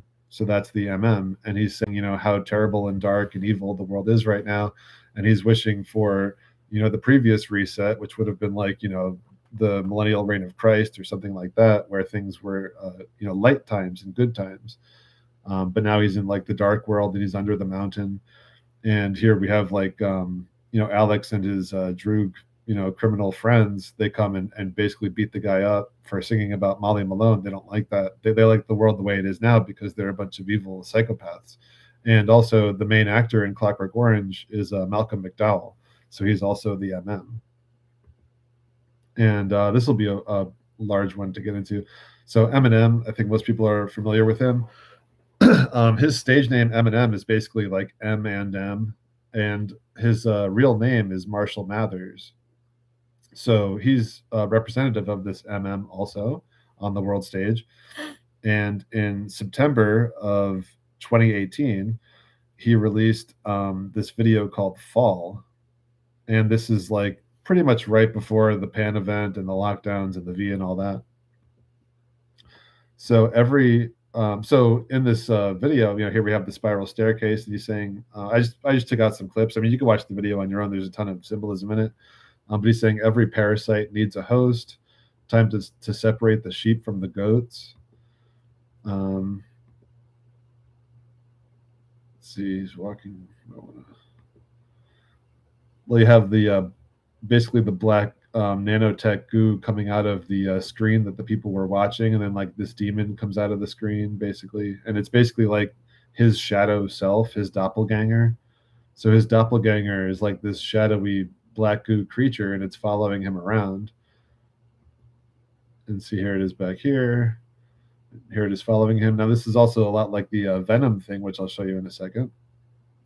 And at the end of the music video, his doppelganger jumps into his body and body snatches him, and then he literally offs himself. Basically, he jumps out this window. Here you have the breaking of the glass as usual, and then when he jumps down, he doesn't die necessarily, but he does die spiritually, and you can see his eyes now are black because he's been possessed and taken over by his black goo doppelganger. And then when he at the end of the video, when he walks away, he steps on this CD case that's like the American Revival, and he cracks the glass on that too. And then, now if you notice, that video came out in September of 2018. This Venom music video came out in October of 2018. So, and then the movie Venom came out, I think, in 2018 also. So they had Eminem do like the main song for Venom. So it's like, why would you get like, it's not like, common sense that you would just get like Eminem, like one of the top rappers to make like a song for Venom. It's because they're uniting all this symbolism into like one, magic spell basically. So you have like Eminem, the MM, you have like that Fall music video and song where it's about him getting taken over by his doppelganger. Then you also have this Venom song, which is basically about the same thing. It's like the movie Fallen, if you've seen that, where this like demon body snatches people, and all they have to do, I think, is touch the next person, and then they're possessed.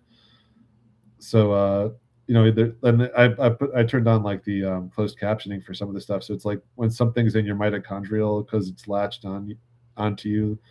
And he's saying like knock knock, let the devil in, and he puts the devil horns on his head. Malevolent as I've ever been, head is spinning. This medicine. So like why is medicine associated with that? Screaming, let us in, like a salad bowl. Like the salad bowl is like the dome.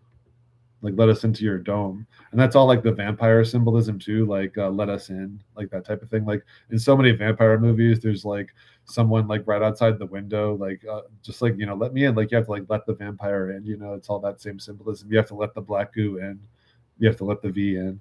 And then they combined the two music videos because this one starts out with showing that cracked American Revival CD on the ground. Then this guy comes over and picks it up, and he looks at it, and it's got these concentric circles coming out of it. And then this communication turns into like that body possession takeover. And then all these people have like Eminem's face because they're being taken over by this body snatching demon, basically. And it's really like creepy and weird. And then here he's like doing the eclipse symbolism constantly throughout the video, where he's going back and forth between covering the light and not covering the light in the background. And here he's shooting like a gun at the camera. It's kind of hard to see, but if you see it, in the video, he shoots a gun at the audience's, point of view, because that, I think when they do that, they're putting a spell on. There's two reasons to do it. They look at the camera and do something or say something either to put a spell on people or to reveal truth to people, or it could be both at the same time too. And it's like in this Grimes video I was talking about before, and this is the woman who was married to Elon Musk, and she had his kid who's named X, again with all the North Pole symbolism. And I was talking to someone in the comments on the last video about this being blurred out. So just to like clarify, in the actual music video, they always had this Art of War book blurred out. But then if you look for like the official like image that was shared on like social media to promote the music video, it's her holding this book, and it's not blurred out. It's this image. So anyway, she's holding the Art of War, which is all about the things that they're doing to us with all this witchcraft, and how it's better to, instead of having a physical war, it's better to have your opponent destroy themselves, basically. So here in this video, she's pointing guns at the camera and shooting them. She's got the mask on, and notice this came out September 2019. So all these things came out like right before the Pan event and the lockdowns and the V and all that, because they're like solidifying these black magic spells on people before putting the V out, so that they're more susceptible to getting the V. So this is like her like shooting like a shotgun at the camera, basically. And then like the moves of this dance, like these are her hands here, and she's like jabbing herself, basically. And then she also chokes herself. So this is like the I can't breathe symbolism. They make like the X for like the North Pole symbolism. It's also, I'm not sure why I had that here. Well, this is them creating like the superhumans, with the V's, and this is like the open dome, letting it in, letting the tentacles into the dome. This is like a salad bowl, It's all the same symbolism. So this is Eminem, going back to that video. Oh, at the end, he actually turns into the Venom character with the black goo jacket around him, and then they often do this where like the body snatching creature like opens its mouth and like bites the camera, basically. It's like going into the belly of the beast, and that's also like a spell on the audience. So now this is even crazier, because who could even have the ability to do something like this?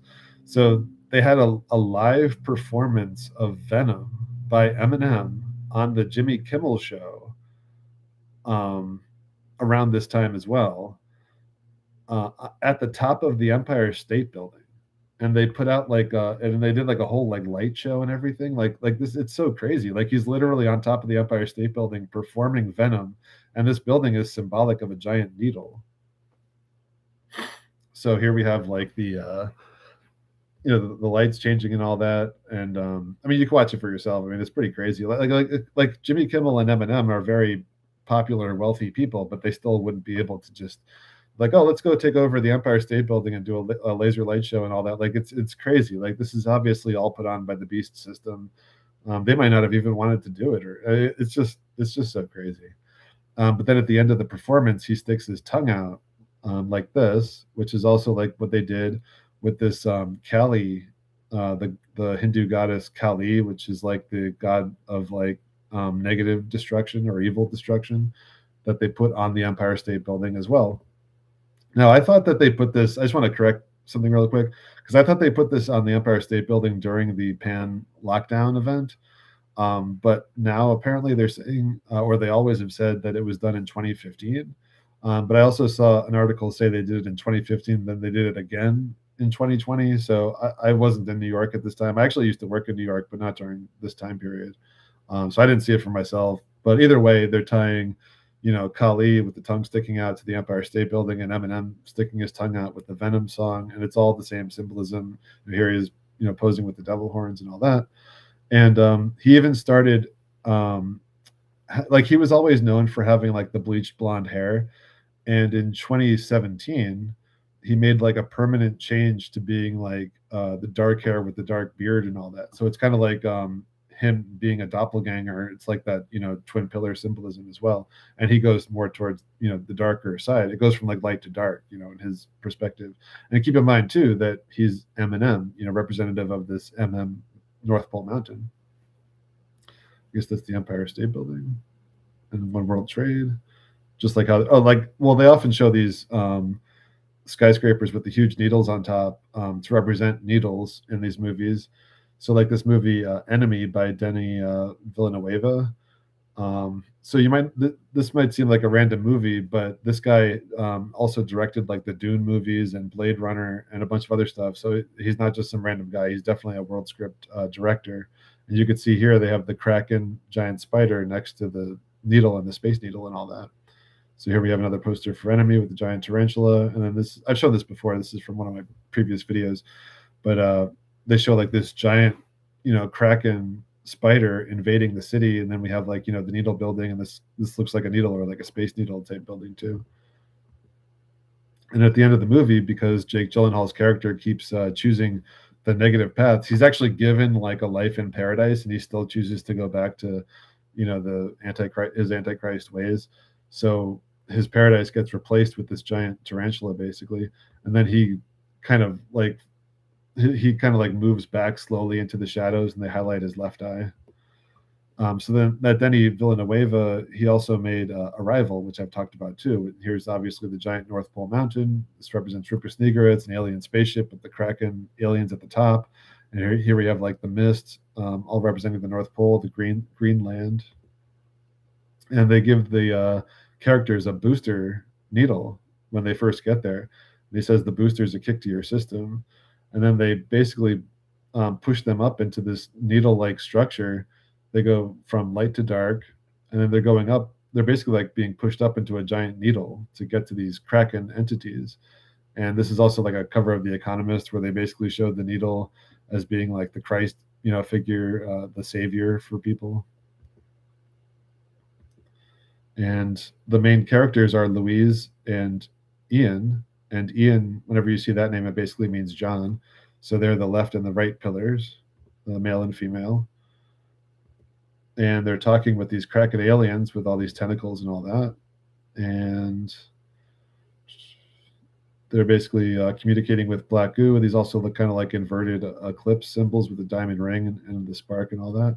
This is just to show you that this Denny Villanueva guy is definitely a world scripter, and all his movies and things are the same world script. Symbolism just told in different ways. So Blade Runner 2049, he also made Dune. And just going back to Eminem here, sticking his tongue out. We got the Venom movie, the Black Goo taking over. You have the twin pillars, but this would be the left pillar, even though it's kind of mirrored. But this could also be like a spell on the audience too, depending on how you look at it. They cast Tom Hardy in this role because the name Thomas means twin. So in this Metal Gear Solid game, I didn't mention it, but the main character's name is literally Venom. So he's like a godlike figure, but he's really like the devil. they often mix the two, and like you can see how he has his left eye open, not his right eye, and he's also got the horn. And he's building like this mother base, like this Kraken mother base looking thing, where he's rapturing people. Like he's acting like God, but he's really the devil. And he actually becomes the main boss in the first Metal Gear game, if you know what I'm talking about. Like, so this is like a game that came out in 2015, and he's basically the main boss of the first Metal Gear game that came out in like 1985 or something. But anyway, his name is Venom, Venom Snake. And just to show too, like Eminem, he's a huge world scripter, so a lot of his songs relate to these huge world script concepts. So he's got a song called Godzilla, and I've talked about Godzilla a lot. He's also got a song called Superman, and he's also got a song, basically saying he's like a god, rap god. So just saying like how much symbolism is associated with each of these people, it's pretty incredible. So here, going back to the Future 2. So like that was just to show how like so many things are tied together. In this Rap God video, Eminem is basically doing an impression of that Max Headroom thing, if you're familiar with that, which is also in Back to the Future 2. And also, it might be a Mandela effect too, because I kind of remember it being Max Headroom, but now it's Max Headroom. And that also refers to like maximum headroom, like the bigger third eye, like you're going to need a bigger boat type of symbolism as well, if that's a Mandela effect.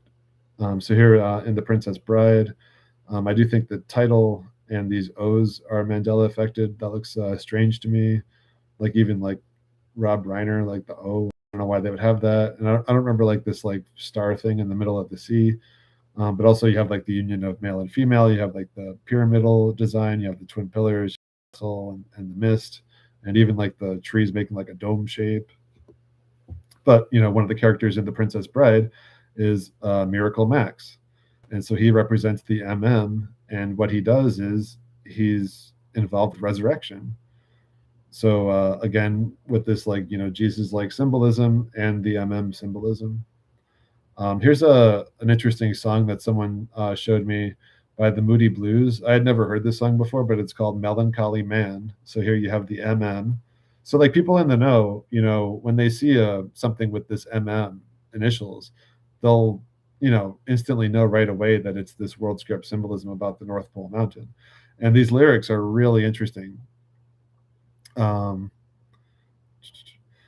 So like when all the stars are falling down, which is what will happen during the plasma apocalypse, into the sea and on the ground, and angry voices carry on the wind, a beam of light will fill your head, and you'll remember what's been said by all the good men this world's ever known. So like really, think about that for a while. Like don't just brush past it. Like and check out the other lyrics too, but like that's incredible. All right, so The Sword and the Stone. This is a classic Disney animation. I think these letters are merged together. You also have the sword and the stone symbolism. This would be the blue beam. This is King Arthur. And here we have the blue beam also coming from the sky. And this is a big Mandela effect too, because it used to be in a stone, obviously, but now it's in an anvil. And an anvil is like a forge. So we're currently like forging our blue beam swords inside of us. And inside of the earth as well. I think the blue beam right now is charging up. It's being forged. And when it's ready, when Jesus is ready to return to the world, that blue beam sword will be shooting up and starting the plasma apocalypse and kicking off the actual reset of the world. So this is Arthur learning how to shapeshift, basically. He's being trained by this owl, and he's a bird. So you'll often see good guys and main characters and bird symbolism in these movies. The word bird equals 33. It's also a positive thing because it's like learning how to fly. We want to fly up, spiritually. But while he's a bird, he gets attacked by a hawk and he loses his way and he ends up in this, misty, dark, tentacle-like forest. And he ends up at this witch's house. And this witch is called Madame Mim. So here we have the and this is obviously a giant witch's hat, but it's also the Dark Tower. This is Rupus Nigra. And he goes inside Rupus Nigra. This is kind of like the twin pillar symbolism. And he's covered in black goo, basically, and all this like soot. And then he meets this Madame Mim witch. Here's her name if you're interested. And she does a lot of like interesting poses and stuff. Like this even kind of looks like the mountain, her arms here. Um, and this kind of looks like the apex dome, the way she's curtsying. And then she's a shapeshifter also, so she's, she shapeshifts into a lot of things. So this would be a pig, which would be a negative thing. But then she also shows that she could transform herself into a beautiful woman too, to like, tempt people or to fake people out. So that's basically what you're seeing is the same symbolism that's in The Shining. The witch that lives in the room 237, I can't really. She presents herself to Jack Nicholson or Jack Torrance as this beautiful woman who comes out of this, bathtub, and then when he goes to hug her, she turns into this old decrepit witch. So this is basically Madame Mim transforming between her real self and, just like a fake, body. And this is also what we see in IPEC Code 2. So this would be the central masculine North Pole tower, and inside the tower is the witch. And basically Madame Mim held prisoner. I mean, there's kind of like nudity in this too, but they show her with her magic wand and she's like trying to cast spells, and then she loses her potency basically. But then going back to Madame Mim here, she's playing around with Arthur because he's not strong enough to deal with her yet. And she literally throws him into a dartboard. So here we have again the North Pole symbolism with the dartboard, the concentric circles, and also right into the bullseye. The bullseye represents the apex dome. The arrow also represents, he's representative of the blue beam, but it's also kind of like a smaller blue beam in this case. So you could say it represents the needles as well. And then Merlin comes to save him. He's basically representative of, God the Father. And she's, caught trying to destroy. She literally says she wants to destroy Arthur over and over. So that word destroy is used a lot by this, Antichrist, Kraken entity. And it's also in the Bible, like it used to be my people perish for a lack of knowledge, but now it's my people are destroyed for a lack of knowledge. So then her and Merlin, they basically challenge each other to a duel of like shape shifting. So they each become different shapes or different animals to combat different things. Like I think she was like an elephant, so he turned into a mouse, and then she turned into a snake. And then this is all happening near this dead world tree, which you'll often see. The world tree is usually dead like this when it's a realm that's led by this Antichrist spirit. And then she turns into this giant dragon. And in order to combat the dragon, this is really interesting. Merlin turns himself into a virus. So this is basically, again, the CV versus the Kraken versus, the dragon. The dragon and the Kraken, it's all the same symbolism because the Kraken plasma will fly around in the sky like a dragon, like tentacles. And that's why, like in China, the dragons are like almost like snake-like because they're representative of that plasma. And there might also be like real dragons and stuff like that too, but ultimately that's what the dragon symbolizes. And in this National Treasure movie, we got Nicolas Cage and a ton of symbolism. His name is Mandela affected. It used to have an H right here. And I think this logo is Mandela affected too. It's not like over the top and like the A and the S and a bunch of all-seeing eye symbolism, the eclipse and everything else. So in the start of this movie, they say they're north of the Arctic Circle. So they're basically at the North Pole. Here we have like the concentric circles on the map. And they find pieces of a treasure, basically. They're looking for a whole treasure, but they find some clues. And one of the things he finds is this message. And in this message, it's kind of hard to read, but it's got all this symbolism too. And there's a few interesting things. So one of them, it says 55 in iron pen. So they have their own explanation for what this means in the context of the movie.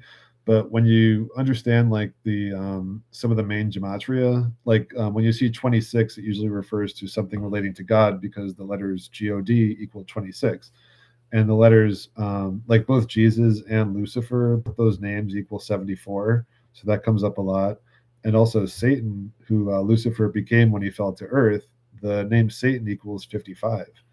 So this is basically like saying 55 Satan in an iron pen, which is like a prison. And what's the main character of this movie? His name is Nicolas Cage, and Nicolas is often a nickname for Satan, and it's like Satan Cage. So I don't think that's a connection that's lost on these filmmakers. Then the next thing they show is Mr. Matlock can't offend, and Mr. Matlock is the MM. Now, in the context of the movie, they're talking about the man who penned the Declaration of Independence, but in the context of the actual symbolic language that people in the know would know when watching this movie, because this whole movie is about like Freemasonic symbolism and all that, they would know that this MM refers to the central North Pole Mountain. And at the end of the story, he's at the X and the circles and the crosses. He's inside of a church, of course. He's got the Declaration of Independence here. He's also on the steps. And what is this? Okay, so he basically makes a deal with the government agents because they're saying like somebody has to go to jail for everything that happened. So he had these people. One of them is Sean Bean, like the guy from Lord of the Rings. They became traitors to him and tried to kill him. So now they're off on their own mission trying to find. I kind of forget exactly what happens in the movie, but they're doing their own thing, and they're literally at the old North Church. So Nicolas Cage now he's in like the new North Church, which is like when Jesus takes over, but these guys still represent like that Antichrist energy, and they're at the old North Church, and they get arrested and taken, by the government agents here. But also interesting, you have like 9/11 symbolism and stuff like. But then at the end of the movie, he is. You have the union of male and female. They're together now. It's like Adam and Eve, and they're doing the handhold at the lone building. All right, so The Boys. This is a big show on Amazon. Definitely don't watch this unless you're okay with extreme like R rating stuff. But it's actually pretty good, but it is pretty over the top. So they show this scene towards the end of the first season where these soldiers are walking through this black mirror water. This is something you'll often see as people reflecting in water. It's the mirror symbolism. It's also like black mirror symbolism. And they also make eclipses as they're passing by this light. And Homelander, who's like the Trump character of this, he's like basically if Trump was Superman, basically. But he finds this blue vial. So this represents like the capturing like the blue beam energy, basically to turn people into superheroes. It's also like an inverse of things too, as well. And so this is the Secretary of Defense. He's holding here, and he puts it down on the black mirror. And they're sitting at this big V table. And this show is all about like V's and needles. So here, this character A Train, he was dating this girl, but he has to kill her because of information reasons. So he stabs her with like a bunch of needles right in front of this blue cross. So she's basically killed with needles, and they're constantly giving this blue energy or whatever this they call it compound V to people. It's basically an imitation of Jesus. So this girl's giving it to her daughter, and then she turns her daughter into a monster, basically. And this one character says that she turned her into a tentacle-mouthed nightmare. And now she's on the other side of the mirror through the looking glass. And here she drew this picture of like, paradise, but she's now in like, the dark version of the world, not the light version. And then they confront this and there's a reason why I'm going through all this stuff in The Boys, just to show you that it's not just like this MM symbolism with this one character. The whole show is world script related. So here we have this preacher who's like a fake preacher. He's doing the Christ pose, the Christ pose, and he's spreading this V around. And this main character, he's saying like the needles aren't what they say they are. And then here we have the Trump character giving this speech in front of people. He's always saying stuff like enough is enough. He might even have said enough is enough. But here we have like, the enough is enough card with the Illuminati. This is from a previous video I made, but these Illuminati cards, looks just like Trump saying enough is enough. And if you look in the background too, it looks like there's like CV spiked balls back here. So then like Homelander is doing the Christ pose, and it's also like the charismatic leader, this card as well, which was predictive of Trump. And then they even show him from behind doing like the exact same pose, basically. And then this character, Butcher, he's giving himself the needle. So like, there's basically three main characters in the group of the boys. And this character, they basically represent the three pillars. So this character would represent the left pillar. He's the aggressive one. He's the one who's always trying to like kill people and just be like a monster, basically. And he gives himself the needle and turns himself into the Kraken, basically. So he has black goo dripping out of his ears. And then at the end of this or at the end of the newest season, he took so many of these V needles that he literally turns into this Kraken entity with all these tentacles going all over the place. And this is the girl that that other woman gave me to, and she has all the Kraken tentacles coming out of her mouth, and it's just Kraken tentacles everywhere, breaking through the glass. This is breaking through the firmament, essentially. And the reason why I brought this whole show up in the first place was this guy, who's the member of the boys. He has a weird name. His name is Mother's Milk, but I think they just called him that because of this MM symbolism, and everyone pretty much just calls him MM. And here he also wears T-shirts that define that type of thing in a lot of ways. So here he just has a giant X with the black and white symbolism, North Pole symbolism, and again, his name is MM. That's what they call him. And he's also standing next to like this picture of paradise, interestingly enough, pillar of the organization. And then the other guy, his name is Frenchie, and he's like the nicer of the three, so he's like the right pillar. And there's other characters too. I mean, the main character Huey, he's like us. He's like the fish out of water character. But the three main boys, they represent the three pillars. All right, so then I'll just wrap this up with Lord of the Rings, which I think everyone can relate to. I've talked about this poster a lot. Obviously, there's a lot of symbolism. So in the first movie, they go to the Misty Mountains. So this is the MM symbolism for the North Pole. And there's a giant storm at the North Pole. And here they are trying to get through the storm at the top of the mountain, at the top of the MM. And here we have Sauron standing on top of the Dark Tower, and he's creating this giant storm to try to stop them from achieving their goal. And here we have like the plasma hitting the mountain. So they can't get over the top of the mountain, so they have to go under the mountain. And what's the name of this area that's under the mountain? It's the Mines of Moria. So again, we have the MM symbolism at the same place because they're still at this North Pole location. And here's the portal that they have to enter. So this goes back to that, DAD, MOM portal symbolism I was talking about earlier. So the door opens when they speak the word friend, and they go into this area, enter the world of the dead. So this is just like I was saying with Indiana Jones and the Last Crusade earlier. When they break through the X portal at the North Pole area, they go down into the realm of the dead, and this is where they learn the truth. This is where they learn the path, or go on the path to the Holy Grail, or to the Heavenly Father back up. We have to like go down into the abyss or to the realm of dead to rise up like the phoenix, which is what Jesus also did. He, was crucified and then went down into the underworld and then rose back up, which is actually what Gandalf does here, because he's the Christ character in this story. So he's the light in the cave under the mountain. And here you see the skeletons, just like in Indiana Jones. And these people were killed with arrows, like needles. So Legolas picks up like a black goo needle. And then what attacks them while they're down in this abyssal area of the dead, or land of the dead, is a giant Kraken tentacle monster. So here all the tentacles come out of the water and attacks them, and they have to save, the hobbits from them. And it also has this giant mouth that opens up, similar to the Venom creature that I showed you earlier too, where it's like opening up right at the audience. And then what happens right at the end when they're almost out of the mountain is they face this giant devil and or Kraken and or Satan entity, the Balrog. And the only one that could go against this thing is the Jesus character.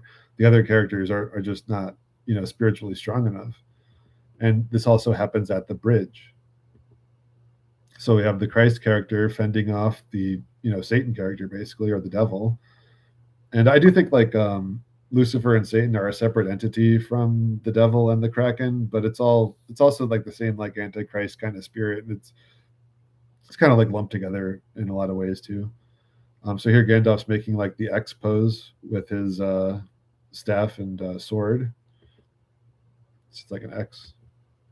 And then the Balrog has like this tentacle whip because it's like the Kraken also. And they're staring each other down, and then Gandalf says, "You shall not pass," and then the Balrog falls down into the abyss. But then Gandalf also gets pulled down into the abyss by this Balrog.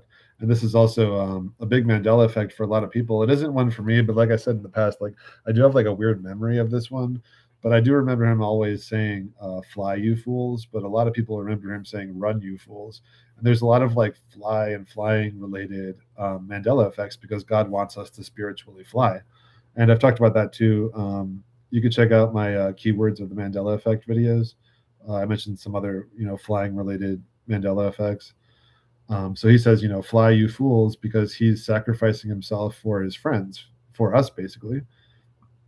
Then he falls down into the abyss with the Balrog, with the devil, and he does the Christ pose while he's falling. And then at the start of the next movie, they show the Misty Mountains again. So this is the North Pole symbol. And I guess that this should come a little earlier, but this is their Frodo's reaction to Gandalf falling. So then he's actually fall into the abyss. He's strong, he represents Jesus, who's stronger than this devil creature. He's the only. It's like when God talks to Job, and he's like, who can control or defeat the Leviathan, which is also this Kraken entity. God's the only one who can do that. So he's falling into the abyss with this thing while he's fighting it. And you could see them falling down into this like watery abyssal area. And then he fights this thing up and down the mountain, just all over the North Pole area, basically, because that's where the plasma apocalypse primarily happens. Here you see the plasma lightning. Lightning is plasma, if you look it up. And here they're fighting. Here he's, shooting plasma out of his sword at the devil, at the Kraken. And then he eventually stabs it through the center, through the heart, even though it's kind of at the left, but that's also a Mandela effect because now our hearts are more towards the center, which is also ties into all this central symbolism. And then the devil, falls and is defeated. But then the Christ character, he also, sort of dies here. And then they show, going into his left eye portal because he was like a destroyer, basically, because he destroyed the devil and he also himself was destroyed. Like the left eye is the pillar of destruction and the right eye is the pillar of preservation. So here he was in more of like a destroyer, mode, which is what, like Christ comes back as a destroyer, essentially. And then he's resurrected as an even stronger form of himself. So now he's like, Gandalf the White instead of Gandalf the Gray, and he's much more powerful. And that's like when Jesus is resurrected after being in the cave. And then he comes back to his friends, and his light is like blinding to them, and he's going to help them at this extremely important time in their adventure. And then the first thing that he does is there's a king who's sitting on the throne, and he's body snatched by this Antichrist spirit, and he uses this new power that he has to basically remove that body snatching entity from the king. So he does like a Christ pose here, and then with his staff, which is like the blue beam, he orders Saruman, the Antichrist, in the Dark Tower out of the king's mind. And then the king, who was looking like this, he returns to the way he's supposed to be. And this is also like the return of the king. And then of course Aragorn is like the return of Jesus in man at the end of the movie at the North Pole area, which I've talked about a ton. But yeah, it's basically like this new or this resurrected Jesus character removing the Antichrist body snatcher from the king. And I think I'll end it there. I did actually have a ton more on this stuff, but I figured this would be about 2 hours worth of material. So I think I'll continue with it next time. There's just like so much to it. And it's really like overwhelming with like, it's really just like endless, connections, endless examples, because this is the truth. This is the story of our world. But yeah, let me check in with the chat. Sorry, I missed a lot of stuff. Hey, Lucas, good to see you. No, your support's needed, man. No, I appreciate it, guys. Yeah, any thumbs up, comments, chatting, it all helps get the message out.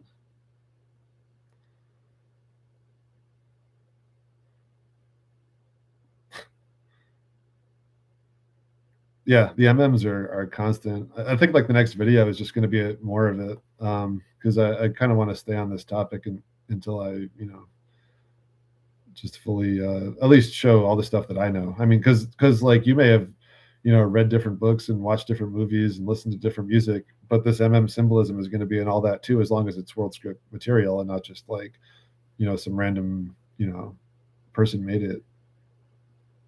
And like I said, the way you can know something is world script material is one, the people who made it, like if it's Steven Spielberg or Stephen King, it's pretty much guaranteed, or like Denny Villanueva or uh, James Gunn or Christopher Nolan or Stanley Kubrick or David Lynch. That's all going to be world script stuff. Also, some of the top actors like Jim Carrey, Keanu Reeves, Natalie Portman, a bunch of others. And also, if you see, I would say like 5 or more of these symbols, then you're watching something or reading something that's about the world script. Hey, Donut, good to see you, man. Yep. Yeah, you have to let them in. It's all about a choice. That's why I never thought that they would like kick our doors down and like hold you on the ground with like a bunch of military men and like stick the jab in you. Like it was never going to come to that because it always had to be a choice. Lots of evil. How's this place still going along like normal? I don't know, man. It's annoying. I actually find the normies to be more annoying than the Satanists. At least the Satanists know they're in a spiritual war. The normies are just like so oblivious, man. Um, obfuscation is the art of war. Not exactly sure what you mean. There's a lot of components to the art of war. One thing is it's always better to um, take the enemy out without having to do anything, really. like it's like the what's that guy?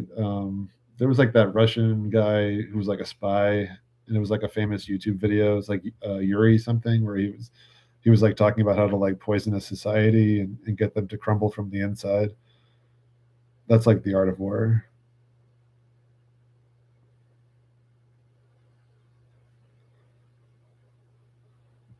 Oh yeah, Donut's saying that he actually fell for a little witchcraft from Trump this week. Yeah, I mean, it's easy to get sucked back into the stuff. I like hardly ever watch any of that. Like the only time I ever see anything politics related is um, like when other channels I watch talk about it. Really, like I just don't follow it. Like I couldn't even tell you who the politicians in the United States are. Like I don't even know who's in like Trump's cabinet really.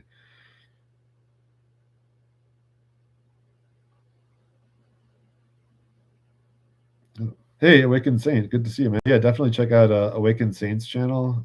Subscribe to him.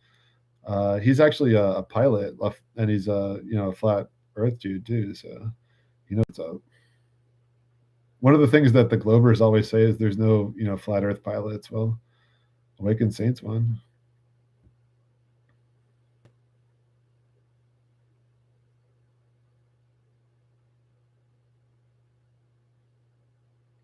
Hey, Wendy, good to see you.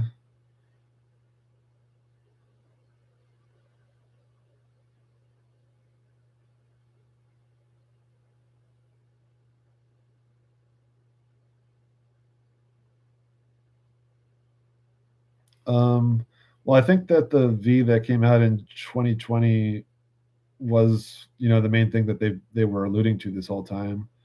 But there could be something in the future too that comes out. Like one of the things I've thought of is like not just me, a lot of people have, but like that Neuralink that Elon Musk had, like that could be like the final, capstone type edition, which would probably be an injectable also. Um, so there might be like some kind of final capstone type of thing, but it also might not be needed at this point. Oh, I was reading through the chats that I missed, and then it jumped on me. Okay, here, I'm back to it.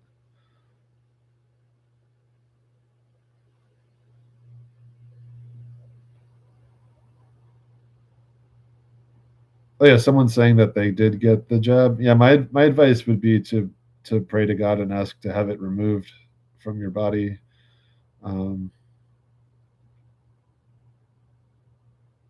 Yeah, I mean, if you're here, you're obviously awake.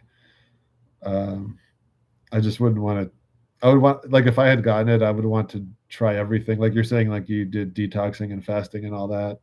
Yeah, I would try everything, including prayer. Yeah, it sounds like yeah, you got it.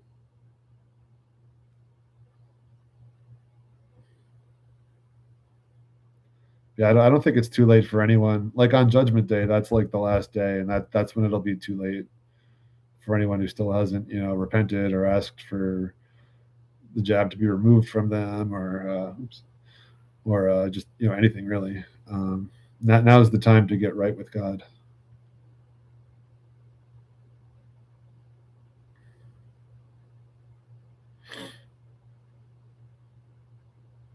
Yeah, Lucas always remembers it being fly too. There's a lot of people that remember it always being run though, or it used to be run.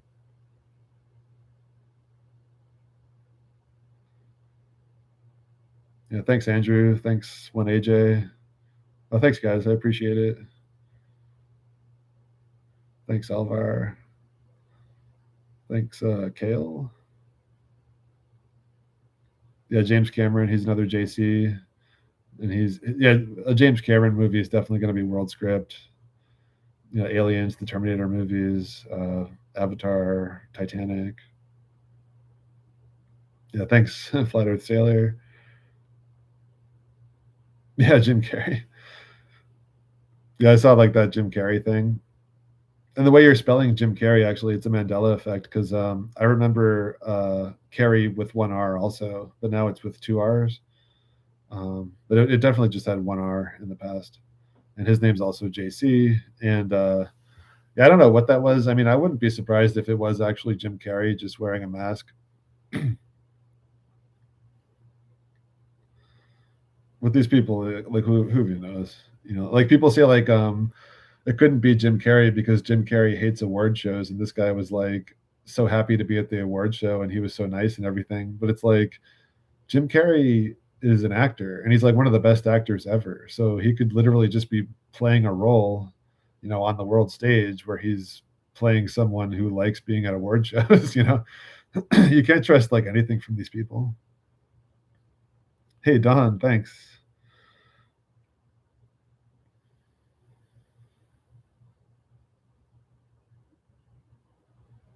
Yeah, I'm not sure what you mean exactly there. The dome may be the sky. I think there actually is a physical barrier dome. Just this, my opinion.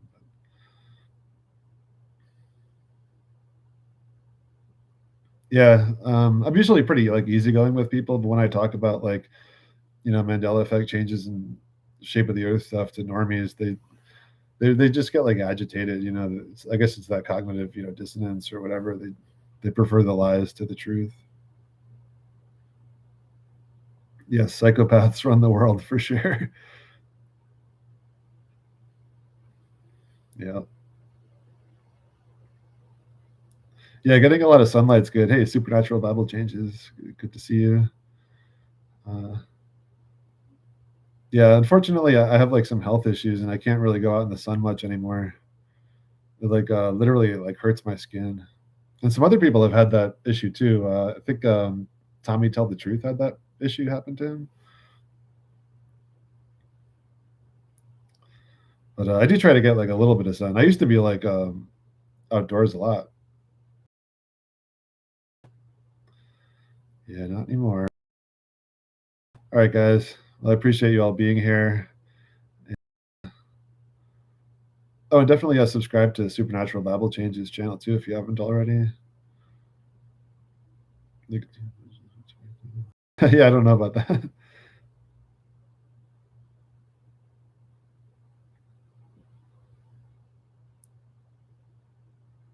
All right, guys.